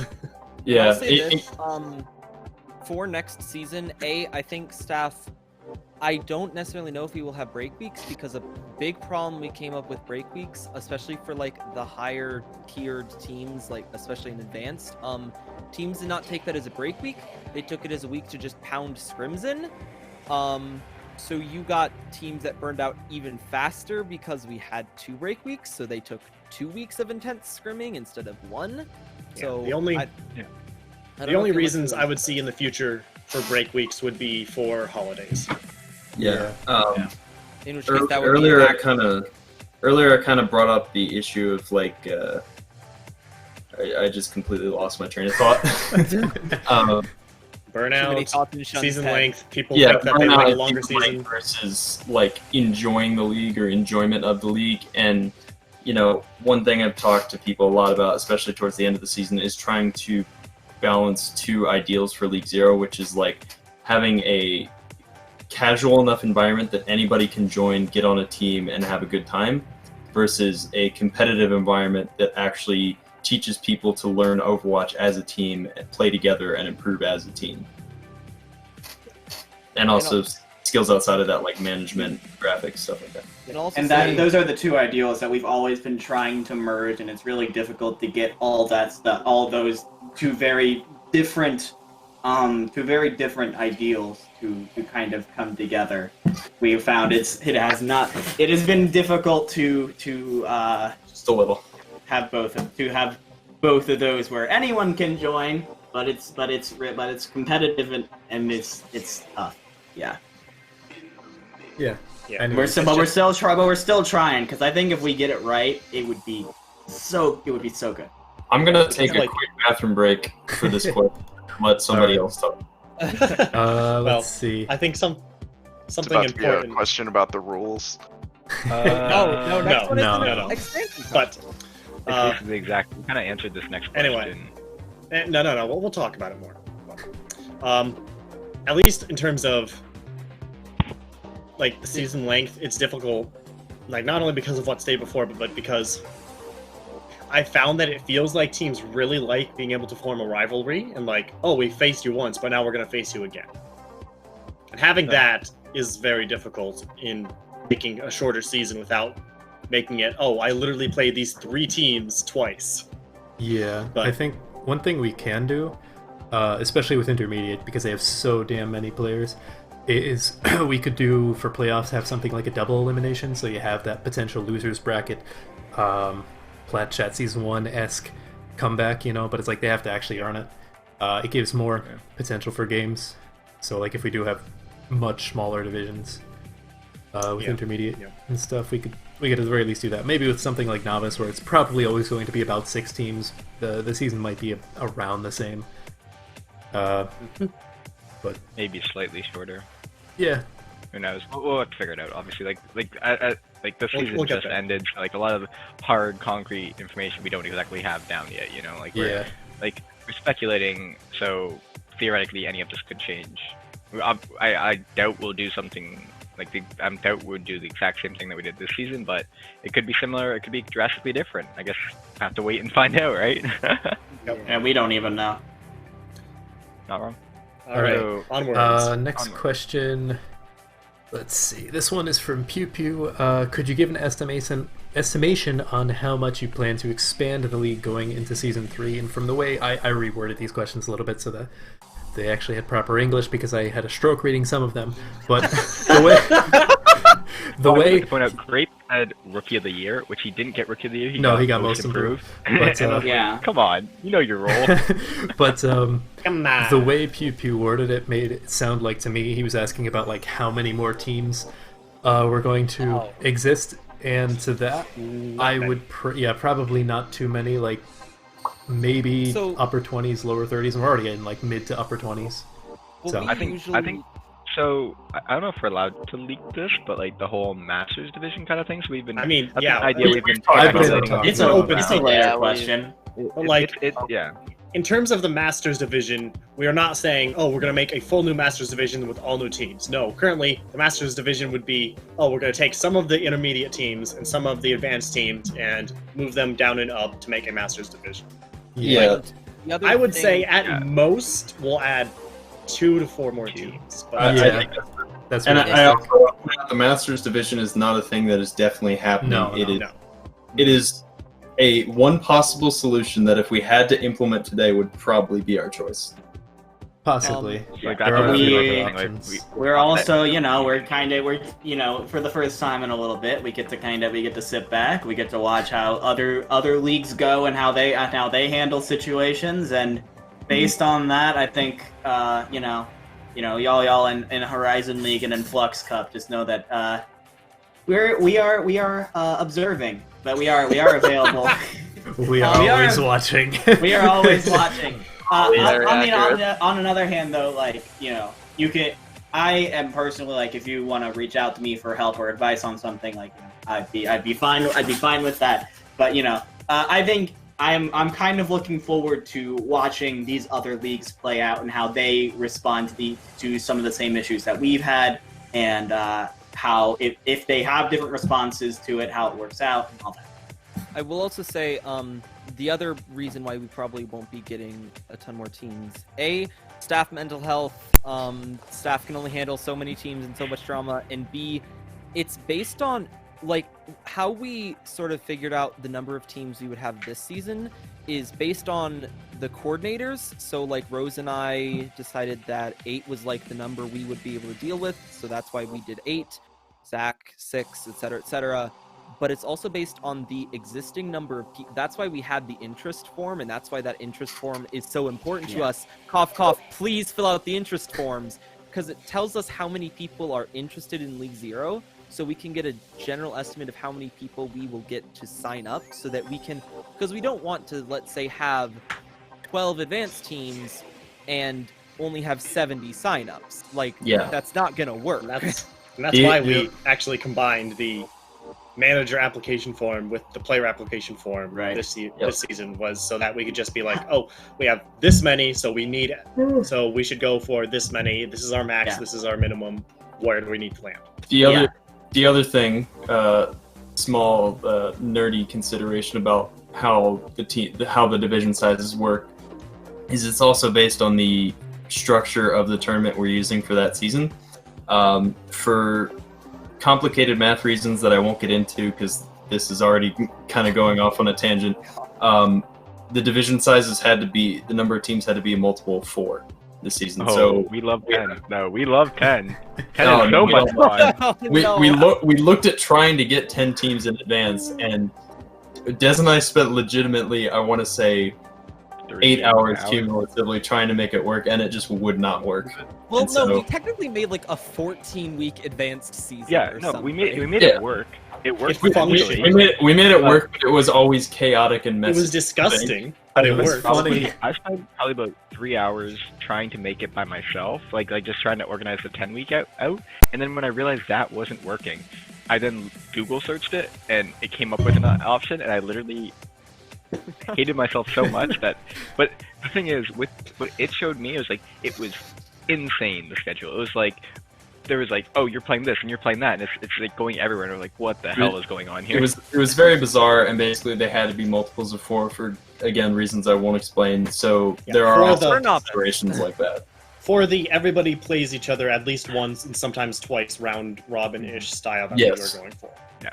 Except for Novice, for some reason, which just worked. Novice was beautiful. Well, Novice Novice was worked so much used a fun. completely different Oh, yeah. structure. Yeah, that was just for advanced that we were theorizing, but I will just say just advanced was an issue because all the other divisions were 6 teams. I will say before we move on to the next question, watching Shund and Dez's pain while they're trying to make 10 work was hilarious. 10 teams. We don't talk about 10 teams. But yeah, let's keep this moving along. Let's see, this one is submitted by Anonymous, but they said, will there be any changes to the format next year to prevent rebuilt teams like Pepega or Vitalize? Obviously, we do have the draft protect system, but I think they're more referring to Pepega literally going out of their way to get Season 1 plat chat and then immediately follow to the quarterfinals. But some of that is on the other teams. Some of that is these people are open to be drafted and that type of stuff, and I would assume that more what you're asking is how do we prevent or how do we work with Jeff Shitted negotiate type. Yeah. Yeah. where they got drafted to somebody else, but they don't care enough to really live out the spirit of the draft league, and they just want to play with their friends. And I understand that, but it also makes it difficult to have the proper draft league when people refuse to play with anybody who isn't their friend. Yeah. Yeah. It's hard, right? Because like at the end of the day, we want it to be fun, and people have fun when they play with their friends. But we also kind of want the experience where when you come into this draft league, you're trying to have fun, right? Like you should be wanting to enjoy it. You're trying to try new things, meet new people, like build new connections. Like it shouldn't at the beginning of the season, I was more okay with it. I was like, oh, if friends just playing together, right? That's cool, that's fine. But towards the end of the season, now I realize like, okay, maybe you guys should try and switch it up. Like, I'm definitely gonna like probably talk to some people about it next season. Like, hey, try drafting new people. Don't just go with have like basically no pugs and then just go with your team who you want. Like, try and switch it up. Try and draft new people. So and at the beginning of the season, like the newer managers, that was one thing that like was interesting because like they had no idea who anyone was, right? And they had to go in basically completely blind. And that was something now looking back on, like I think that was really good, and it gave those teams like I don't know if it was a better experience, so to say, but I just like I would have like, and I guess that was me kind of going into season 1 though, was like I like having it's a better experience meeting new people rather than just playing with friends, you know? Like I want people, and I want people to kind of like swap it up. I don't know how we're gonna accomplish that, so yeah, I mean, but still. There's GG and NA, and there's OD, and there's so many other places that people can just play with their friends. So yeah, I will also say, so because I know that some people have asked this question, and it does kind of tie into this about super teams like Easy Clap originally and Flush, and how are we gonna kind of stop that from happening? Because you could sort of say those were rebuilt, at least in Easy Clap's case, and I think Flushed was like remote a bunch of Chengdu chats or something. Originally it was. It turned into a lot of people's IRL friends, like Plato, I believe, goes to college with Baz, stuff like that.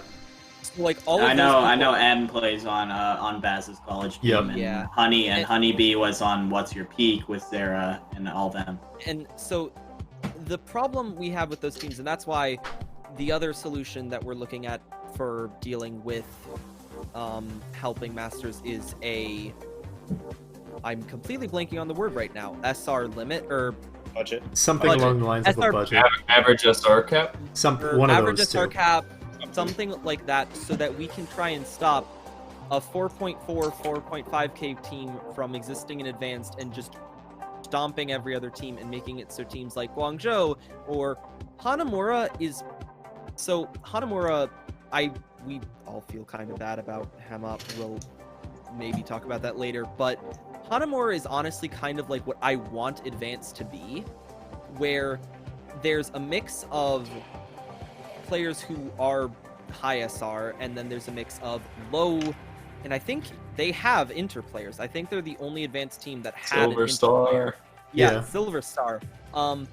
And that's kind of what I want advanced to be, where you get these older, more experienced 4.4, 4.5k peak players playing with these 3.8, 3.7 players who are not necessarily as talented, but have the ability to become that skilled if they are given the tools and the resources to become that. Yeah, since we're bringing up Ham up, one of the big issues he brought up to me this season was that, you know, Season 2 in a way kind of suffered from a thing that was a problem in Season 0, where halfway through the season, people brought in their high GM friends, and, you know, it became, you know, the stacking GM memes arose. But, you know, I guess going back to the question about, like, biggest regret or biggest failures, is our current free agent system definitely has problems where, you know, the draft, even with the signing window, the draft can almost get thrown out the window in a way where, you know, people can just join mid-season, still carry their team through more than half the season, make playoffs, and, you know, win the league. And so going back to, you know, a shorter season and a focus on building relationships between people, we're definitely going to be looking next season into changing the ways in which free agents work. I know for a fact. Yeah. Probably. Obviously, like, once again, like, this is all, like, speculative, and there's no, like, oh, this is what we're doing 100%, because it's the beginning of the off-season. This is, I want to make sure everyone understands, this is the day after, we're recording this the day after novice and intermediate grand final. Nothing is set in stone yet. You're hearing a lot of ideas, but they're all things that we're going to consider and look into thoroughly and decide if they're the right call to implement. Let's see. So we did have a question from Baz asking, how do you guys plan to balance divisions better next season? But I think we kind of answered that. So I mean, the only thing I'll add on to that is that we've been given a lot of suggestions and help and possible solutions and ideas that we could implement. So if you guys have more, please keep sending them in. That always helps us to. The more approaches that we can use, the better. Zach, you were going to say something. I was just gonna say I do need to head out now. Okay. So. All right. Are you just sticking it out for this long? Bye. We're almost done. I promise. Well, yes. What question are we on? Currently, Nope. 13 out of 15. 13? 13 We're out on of 15, 13 yeah. now. This next Wow. question will be 13. Yeah. 12 out of 15. Yeah. So. Yeah, we just finished 12. So, next question is from Panera Panini. Do you guys have any plans on how to deal with Smurfs at the moment? And before anyone chimes in, I do want to give a little bit of background information because I from what I said earlier, like with Platchat and I believe OTW and a lot of Novice in particular, not realizing some of the systems we currently have in place, which is for latecomers. This obviously wasn't in place for the draft, and I believe we implemented it after like 1 week of having latecomers. Which is something along the lines of, I believe it's 150 or 200 levels on your account. I think it depends on your division. Yeah, personally, I think we should for the moment unite that into just one level all around. But Yeah. we can discuss that in the staff meetings. And then what we also have is, I believe it's 25 games over the past 2 seasons, like the current and the previous, and at least 10 of those have to be in the current season, which is not unrealistic, but it's just so that we can see your stats. We also ask for a screenshot of your profile for the latecomers thing. Yep. And That's we a can big thing. we can look at your stats and be like, okay, well this person technically has like a novice SR, but they're like 2400. They have a stupid high win rate. They don't have very many games played, so we can just like not give them latecomer. And realistically, we're probably going to implement that, or possibly a little bit tidier version of that into the draft next season. So a lot of the problems, like Phone, Ryguy, Stormy, Hanzo, a few other people in Novice who are legitimate stars in their own right, wouldn't have been free agents for the draft. It doesn't mean that they won't be eligible to play for the entire season, just like until they meet those requirements. So I will also say, to the Smurfs, a big thing with this season was last season, either smurfing wasn't an issue or we just didn't know about it.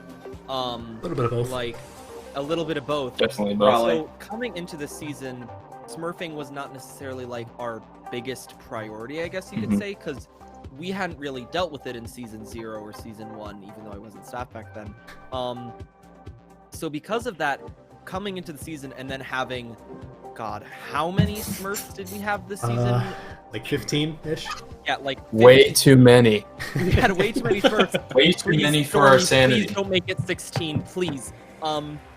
But coming into the season, not expecting that, we kind of did, I guess you could say, a bit of a rush job on trying to like figure out how to deal with Smurfs into the season already. So going over into this off season, I'm guessing we'll probably find more concrete ways. Probably looking at other groups like PGNA or OD or whatever, even though they don't necessarily deal with Smurfs, but other draft leagues where we might take some of their ideas and implement them, or we'll ask you guys what you think or anything like that. On that note, something I don't think I've actually brought this up to you guys before, but something I really like that Flux Cup is doing right now is they're requiring anybody who's signing up as a player or a free agent, you have to keep your profile on public for Overbuff for the entirety of the season. I mean, we do Technically, but we do don't technically really enforce require it. profiles to be public, at least for the point where we contact you In matches. Yes. Yes, that is a rule. You do have to follow it. I know you guys get mad when staff enforce it because we don't always enforce it, but if we do, please do it.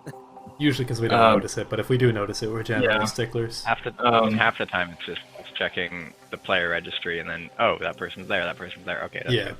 Yeah. Another thing, I can't really go into specifics because that would kind of tell people how to get around it, but there's a lot of things that I'm doing behind the scenes right now to prepare for the issue of Smurfs and alt accounts next season. The Clovix and Nope are going to rage at me because this, has mostly really only applied to them right now. But it's... Trund is being sneaky. I am being a little sneaky, but there's some things I that... mean, yeah, to be fair, it is good. It's good practice to find alts by finding Nope alts. But I'll get back to that in a second. Whack a Nope. There are some things that I'm doing to help identify alt accounts. I have my own spreadsheet right now of some accounts that I've flagged as potentially fishy, not accounts that I think are definite alts and you guys are banned next season, but accounts that we need to keep an eye out for. And while I was coming up with the criteria to identify those accounts, I realized that if those had been in place at the beginning of the season, we would have immediately caught a lot of the smurfing that happened this season. Specific examples that I can point to that I know we would have been on was Time in Novice and the whole Easy Clap situation. Those are two situations right now that I can tell you I would have been able to identify that their accounts were a little fishy, and we would have kept a closer eye on, hopefully. And again, I can't really go into specifics, but I'm optimistic for this because I know it's working right now, and that's because I banned like 3 or 4 alt accounts the other day, including 2 Nope alt accounts, and one was one that he had been talking on in one of the general channels, and somebody had DM'd me saying, "Hey, Nope's in general, by the way." By the way, on that, all your friends snitch on you. That's not to Nope, just everyone in general. I know who snitched. Everyone snitches. But I banned 2 of Nope's alt accounts, one that he had been using and one that he hadn't touched at all since he joined the server. And he actually told me in Flex Cup Pugs the other day that he has his own list of his alt accounts and a separate list of alt accounts he thinks I know about. That's so cool. I've never seen it. The fact I have to respect how much effort Nope puts into this, honestly. And what he told me was the second account was not on his list of alts that he thought I know about. So it's working, at least a little bit, and I'm excited for that. It's all Nope and Clovix are kind of like it's not really a huge amount of harm with them just joining on alt accounts, but smurfing is a whole different issue that I think there's no way to solve it, but it'll hopefully be better next season. Yeah, that's kind of going back to the original question. Holistically, like, we're not going to catch every single Smurf, although I can say for certain that the latecomer thing that we have in place has stopped what I believe to be like 4 or 5 suspicious accounts. I don't know if they're Smurfs, obviously, because they never got the chance to play, but they look suspicious as hell, and they probably were attempted Smurfs. So we know this system works, and it's pretty rudimentary, to be honest. Like, we're just looking at basic stats. Once we implement a lot of the stuff that Shund is working on, it can be a lot better. And even then, we're not going to catch everyone. I think Skiller, for the most part, went under our radar, because, we were suspicious of him. We gave him, an ultimatum, play a certain amount, give us your stats, we'll look at him, and he actually accomplished that. Granted, that could just be because he got boosted to GM in the first place, and he actually belonged in Diamond. But, And back to the issue briefly of people who think we don't take smurfing seriously enough. There was a staff vote at one point of whether or not we thought Skiller was a smurf or if he was just a good player, who wasn't maliciously smurfing, I think as we put it. And what we came to is we just didn't have enough evidence to say this guy is breaking the rules intentionally. That is the ultimate thing. For most of... Oftentimes, the problem with a Smurf case is we don't have anybody to link it to. Yeah. We don't have any way to compare stats. We don't have anything that's that's their main. And even if there's a situation where we can say, this is definitely sus, or, it's a different situation between this guy is in Novice, claims he's an 800 SR player, and, has micro flicks on Tracer that's, high GM. That's different than a situation where this guy looks sus, but we just don't have enough to say he's definitely, smurfing intentionally. And in this case of Skiller, in the case of Skiller, Obum is legitimately Diamond on DPS, as is. So it's it's not they're don't get me wrong, bad what they're doing and what they're doing needs to be punished. But I'm just saying, like, in regards to their mechanical skill, it's probably going to be around the level of Diamond. If they're already Diamond on their main account, they're just playing at Diamond account level anyway. So like, that will be similar. However, the mental is obviously something you can't exactly just like, oh yeah, I can tell that this person knows way more about the game than, like, you know. Like, And that's why skill or fame Yeah, absolutely brain dead. And that's Everyone's why, like, talking. going into the, I wasn't sure about that. I did just fact check this. Obum was low GM Yeah, he on was, like, DPS in his 4.0, application. 4.0, right? At the very least, yeah, he had a peak of wait, I have to get to it again. Peak of 4059, current Yeah. of 4032. So like, I was thinking that, yeah, so he was legit. I mean, he was legitimately a GM DPS. I've heard a lot That of was- jokes that he told was other boosted, stuff. but yeah, I heard. I was told that he was a legitimate Diamond player, and then yeah. yeah, okay, I guess I was I've- wrong. I've And you heard a know, lot and of that was jokes that was about at it. the draft, which as we already established was like 4 to 5 months ago at this point. and Yeah. another thing So who knows what he's at now? I don't care enough to look. Another thing to sort of say about the whole Smurf situation in regards to not enough evidence, it's not just necessarily that we don't have someone to link it to, it's the whole problem of if we were to, okay, so let's take the Stormy situation. If we You're were very to, quiet for me, Hedwig. Yeah. I don't know if it's just me. No, Okay, he's, am I better now? yeah. Yes. Okay, so going into the Stormy situation, we don't have anyone to link it to, and we don't technically have enough evidence. So if we were to either ban Stormy for smurfing a novice or moving them up to Inter, we could be hurting a legitimate. Well, we'll probably move them to Inter anyway, but we could be. Pretty sure their SR has moved to Inter anyway. Yeah, 2600, yeah. Or 2800. we could have originally been hurting someone who was legitimately novice at the time and then just climbed skill, and we don't want to do that because that ruins part of the integrity of our league, which is to help people get better. Oh, that actually reminds me. That was another point that I think a lot of the people in Plat Chat were confused about, because I know we talked about it a whole bunch in staff chat, obviously, but I don't know how much we ever talked about this outside of possibly managers chat. But like the difference between like the Phone and Hanzo cases, why we moved them up and why we didn't move Storm up, is because Phone and Hanzo's stats were very indicative that they were on a drastic upward climb out of gold. Like legitimately, both of them were camping about 2400, like high 2400 to low 2500. I think Phone was legitimately camping 2499 exactly for like 2 weeks with an 80-something% win rate. And like we saw that in his stats, we're like, okay, well, if he played any amount of game, he's gonna jump up, and sure enough, he did to like Diamond, I think. And similar things with Hanzo, like she jumped up to I think low Diamond or high Plat. Storm, at the time of the draft, when we looked at his stats, he was like 2300 with like a 55-60% win rate. It's like, that's good, but it wasn't egregious enough for us to say, okay, well, he's on like a skyward trajectory out of novice, right? So that's the big reason why we didn't act on it early in the season. And then obviously over the course of the season, he's climbed, as far as we could tell, knock on wood, to I think 2.6 or 2.8, one of those two. So still good, but not like the top 500 people are fearing he actually is.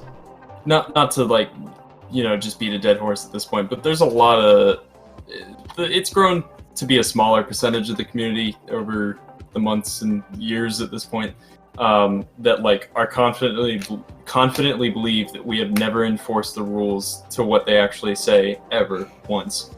And the thing is, I don't think, even if you are to acknowledge that you think we do fairly enforce them, say 50% of the time, I don't think people really understand the degree to which we go to give people benefit of the doubt and a fair chance, especially in cases of smurfing like this. Just to make a comparison with the time situation, I can't say that because then people would stop doing it and stop telling us.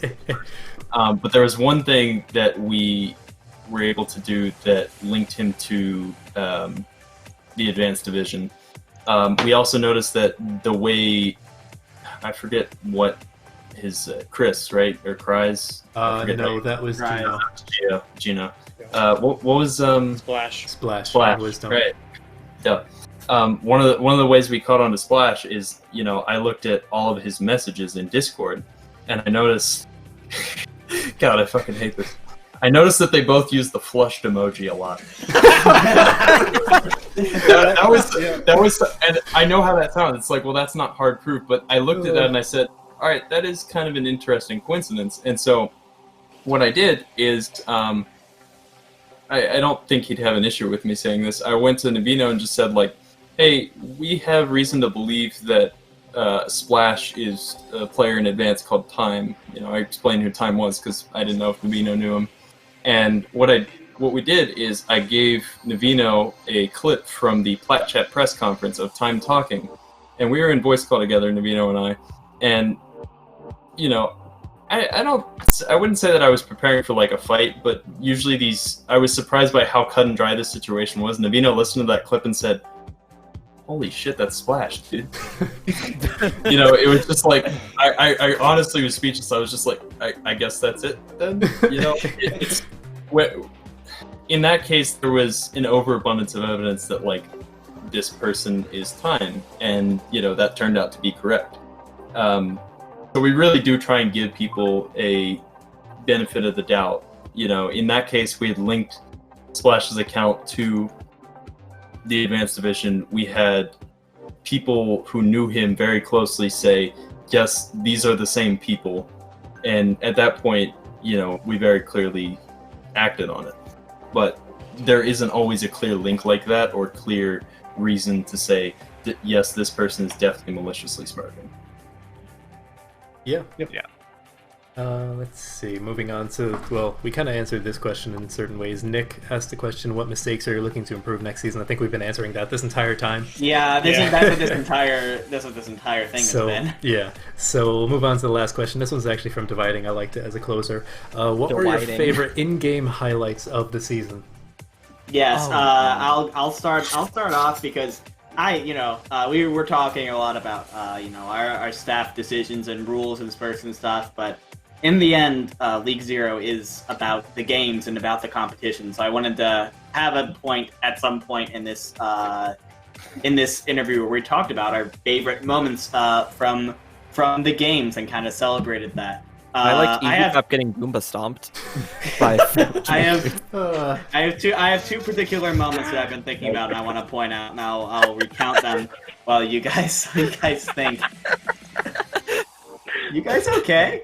I didn't hear what Hedwig said, and I don't know if I want to. No, I think my response to what Hedwig said is what really made him go. I said, I liked Easy Clap getting Goomba stomped by Newt Newts. Honestly, they seemed to enjoy it too. They had fun. Yeah. They weren't... Both teams did, so... Yeah. Okay, so the two particular moments that I wanted to point out, they actually both happened in the fair beginning of the season. I say week 3 through 5. The first one was a game, was Novice One Trick Wonders versus Rio. I was casting this game. This was this clip has gone around. It was the clip of first point Eichenwald. Oh wait, no, it's not the thing. We were thinking the same thing, Zach. It's first point Eichenwald, and Rio has been struggling hard this entire game, as usual. And they find. I'm sorry. I had to. I'm sorry. I had to say it. But they had finally gotten ahead in a fight on Eichenwald. It was about 1:30. They invested 3 or 4 ults into the fight, and they were getting ready. They were like, yes, we finally got the point. And then Vantage, who died early on in the fight, walks up to the Eichenwald point, fire strikes and kills 2 just out of nowhere with no help. He just fire strikes and freaking gets 2 squishies with it, and he walks into the point, gets nanoed, and shatters everyone else, and takes back the point single-handedly. I remember that clip, I was casting that game, and you'll see if you watch that clip back, I have absolutely no idea what to say. I'm completely speechless. Godlike. Yeah, godlike. It was one of the craziest things I ever had the opportunity to cast for. The other thing that I wanted to point out was, again, fairly early on in the season, this was an advanced game between Newt and the Flock. I think this was the first time that the two teams had gone up against each other. It had been a very close and intense game up to that point, and it was map 5. They were on Oasis. think I can never remember what round it was, but the point I'm trying to make is Surf had been having internet issues. And Surf had been having internet issues. He DC'd for a little bit on Rialto. They managed to get him back and bring back Rialto. And then at some point, and he was having a lot of issues on Oasis. And eventually, the Flock had exhausted their entire pause time bank. And Surf DCs and they're like, all right, we have no pause time. We gotta move. And at that point, Flock was like 90% to the point or something, like 90% to capturing the point or something like that. Surf DCs, they can't do anything about it. I unpaused the game, and the Flock, due to a really good Maywall and a really good anti-nade, managed to win the 5v6, take the point, and eventually the game. And that was one of the coolest things I think I've ever seen. And those are I think the two highlights of moments that I watched this season. So. Surf has a 66% map win rate on DC. Yep. Well, I guess I can go next. I have a best moment or highlight. Like, I think I watch I at least watch all the games I host, obviously, and I'll watch like some of the other games.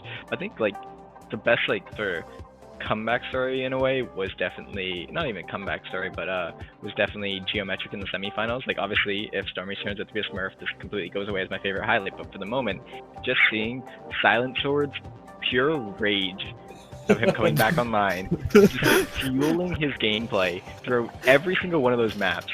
So that's something different. Like you don't see that very often. He played out of his mind. Like he played much better than he should have, and that's probably one of the best moments. I was actually like wanting to watch that game because I wanted to see like what happens now, and obviously that happened. It's probably my favorite moment. Yeah. Zach, you got one?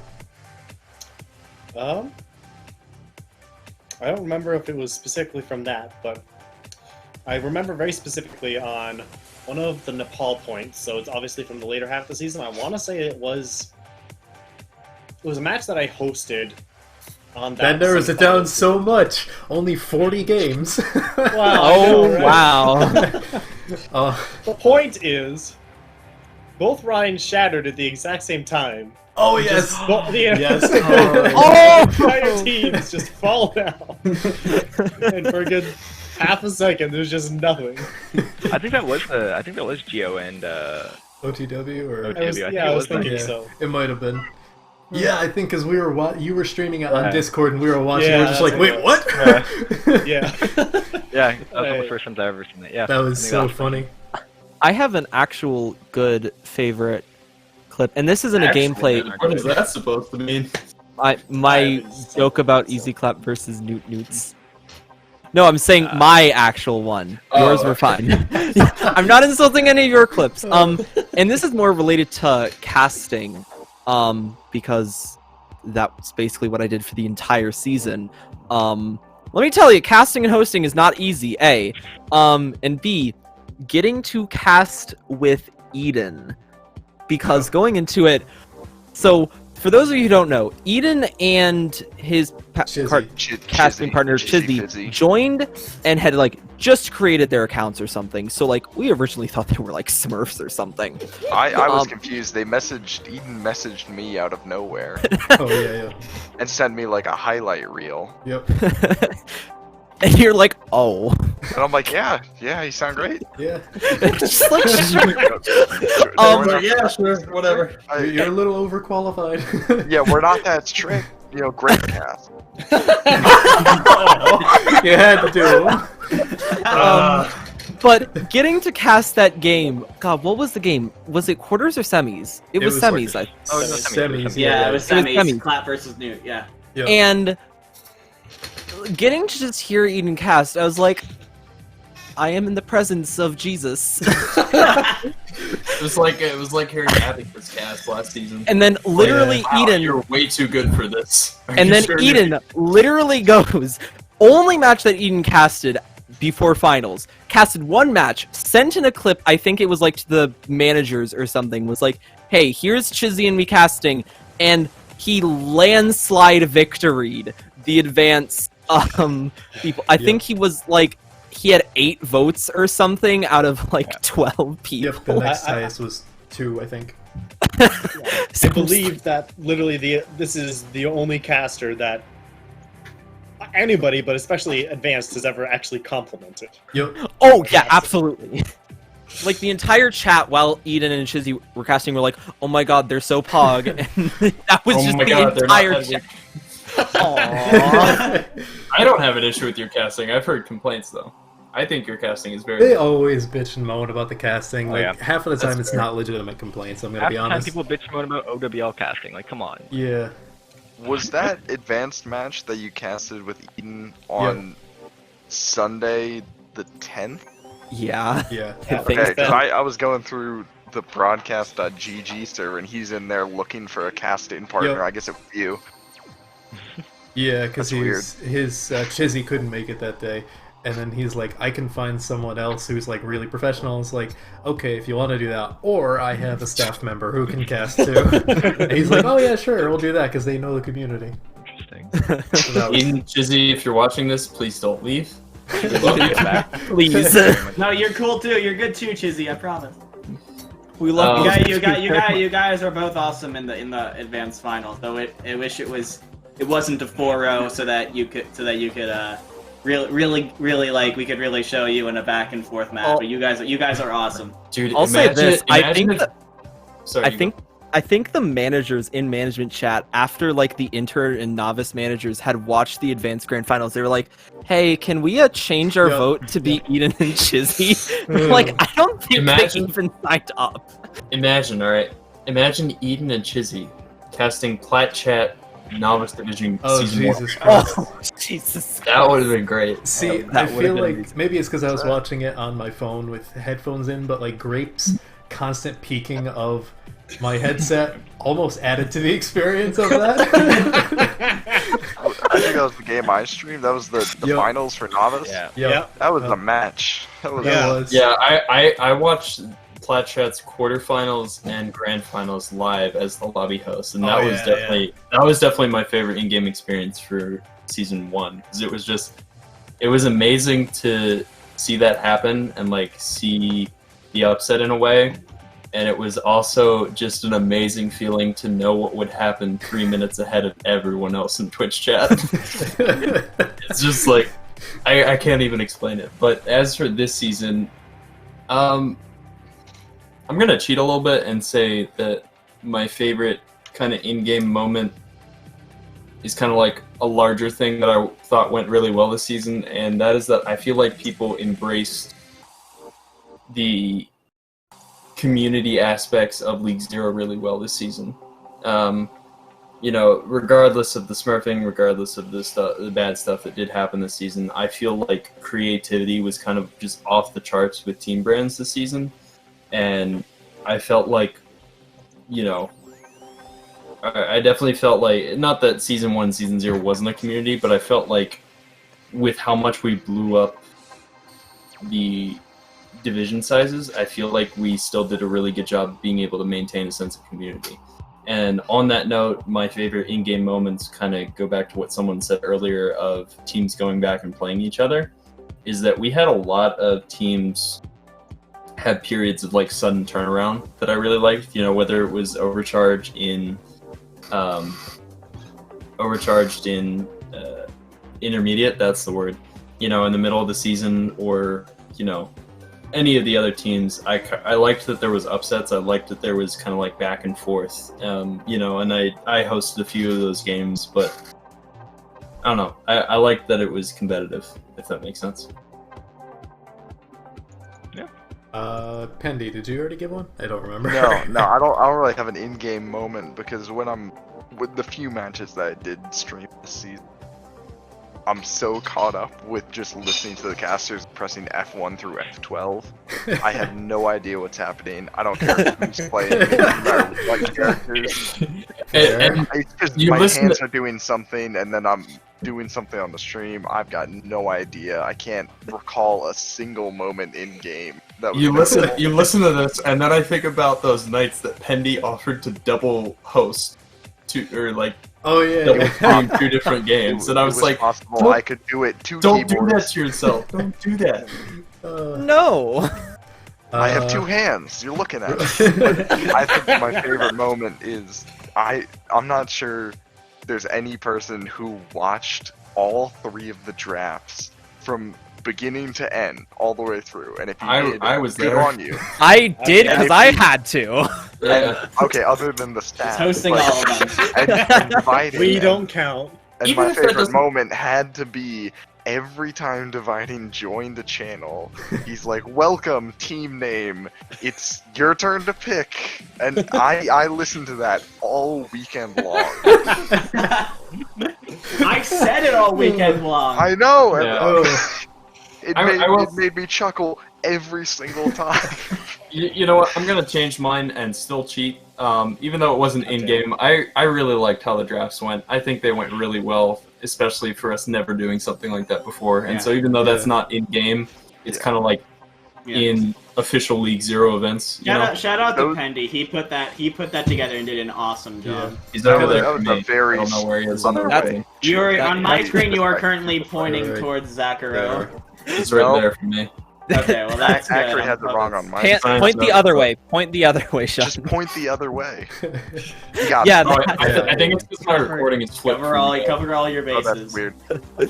Yeah, that was. our, that was our, most dra- of our what I drafts did. were really well put together, and that. Which side and is the that- window on for you guys? What? As long as we don't let this as long as we don't side. let The let right Dividing side? just ask follow-up questions, everything's fine. Oh Lord, Dividing no. See, I'm sad we never got to show the "Sorry, my building is on fire" screen. Oh, I put that in on announcements at some point. in the Yeah, video. yeah. in case anyone wasn't aware, my dorm building at college had a fire drill, right? And we didn't get out quick enough. We got out in like 13 minutes. They're like, if this would have happened for real, you know, you would have died. Don't let it happen again. We're gonna do the fire drill again at a random moment. And the streams were coming up Friday, Saturday, Sunday, and I knew they were gonna be 3 hours apiece, and I knew they loved to do them right when people would get comfortable. So there was a very high chance that they would have done the fire drill, and I had a screen set up. It was just Comic Sans. He had a whole scene set up with a skyscraper on fire, just saying, Just my building's on fire. "Stand by, my building is on fire." Be right back. I was so sad we good. never got to use that. We did show it. When was the fire drill, Pendy? I think it happened like a week later. Oh, that's funny. Aw. All right. It should have happened Monday. Let's close this out. Actually, Rose. I'm gonna try and find that image, and you can put it up on the screen right now. Possibly. I Or whoever's have it editing in this. OBS, I think. Who else is gonna edit this but me? I don't know. I do Rose, my job. That's it. Yes. Rose, do you got a favorite in-game moment? Like most of Jazz's moments, like he just popped up throughout the season. He had like a couple really good moments against Easty Clap in the semi-finals. Like the one that Dividing clipped was like really nice to look at. Oh yeah, I know what you mean. I'll post it actually right now in back, announcements. sorry. The link to it. I'll edit it into the video. Here it is. I'll send an unannouncements with no context. So- I mean, I was streaming that game, and when I saw that flick onto Lucio, like I audibly Yeah. went like, "Ooh." Actually, similarly to The stream Rose, couldn't hear me, but I was like, "Ooh." similarly to Rose, mine has to do with Jezza as well, but it was the quarterfinals when they were facing Guangzhou, because the entire game, despite the fact that Newt was going to win, like that was basically set in stone, the entire game was basically a meme fest between Jezza and Dave B, Widow headshotting each other back and forth, and the funny part was, the stream couldn't see match chat, but they were being super polite, like they were just going like, nice shot, this and that, and then like occasionally Dave B... Nice shot, dear brother. Well, Dave B would like just dome Kygo on Tracer, and Kygo would just be like, "Stop!" Kygo's like, no, I want to live. Well, he was memeing around a lot too. Like he wasn't actually tilting, but it was hilarious. Like the dialogue between Jazza and Kygo and Dave B was hilarious. Like 24/7 the entire match. Like the stream couldn't hear me either, but like I was dying of laughter. Anyways, that's all of our stuff. Yeah. God. That going was for long. an hour and 45 minutes. Grape's in the countdown channel right now. Should we Yeah, drag him? we have made up for what was supposed to be a really short countdown. Now Yeah, it's gonna be like the 20 longest. minutes. This is gonna be the longest countdown Yeah, ever. just watch It's it in what, 2 times 2 hours? speed. We're like around 2 hours. An hour 1:45? 45, yeah. Yeah. What I wanted to do is I wanted to. So there's a bunch of like dumb questions which I can answer with one word. I wanted to just go. All right. Do you stand? No. You. No. Who is intermediate? Who hasn't moved to advanced? Most improved in the staff size? I don't know. Tannic. Sure. Why not? Why did you guys hype up Flock with him much? They sucked pretty bad. I don't really watch Advance. I don't know. Will Melon Bun and Bubbles be allowed back next season? Not all band players in general, just those particular 4. That hasn't been decided yet. Nope 3 band. Maybe. Funniest moment, stupidest drama. Skip. Hopefully none of them are Smurfs. In your opinion, was the best team in every division? Wisdom. It's the champions. Who won? The people who won. Yeah, Shanghai, and then yeah, debatably easy clap if they had Smurfs or not. No. Band, he did Well, something wrong. No, he did something incredibly wrong. Who do you want to see staff or manager next season? I want to see King Genius as manager. What was the biggest question? And Rydco's as staff. What was the biggest question mark that still has to be answered this offseason? Skip. Can Kate come back as an official worstman? Sure, we always love that. What are some current work in progress plans for next season? We already talked on that. Can you leak some of staff chat? No, thank you. Are you guys going to do anything to get rid of this sure. problem? I'll leak some staff chat. We already talked about that. Why? Because? Sure, why not? How do you find dealing with Smurfs? Already touched on that. What team from each division made you work the hardest or is hardest to deal with? Wait, what? Hardest rule to enforce? Toxicity. Yeah, toxicity or harassment probably. Have you ever thought of making something similar with playoffs, only including teams that didn't make the playoffs? No, not really. Question is, this is one that's directed at me. This question is me, but who of the active staff right now has contributed the least to the season? Please say designs. Pendy, don't raise your hand. Pendy, no. Okay. Genuinely, here. Let's I went. pause for 10 seconds. I was not afraid to. I was not afraid to kick people Take off a the stand. staff team mid-season. Unlike season 1, I was not afraid to kick people off the staff team mid-season if they weren't pulling their weight. If a staff member is still around at this point, they were pulling their weight. Okay, if you may not have seen them, but they were pulling their weight. Can we have a memorial at the end of this video to all the staff members who are no longer with us? God, who? Like Artemis, Soda, Zane, Kate, Kate, Super Bear. Super Bear? Super Bear. Oh my Super god, Bear. I forgot about him. Oh god. At night. I feel bad because now I'm forgetting staff members. That was last one. That was all of them. Okay.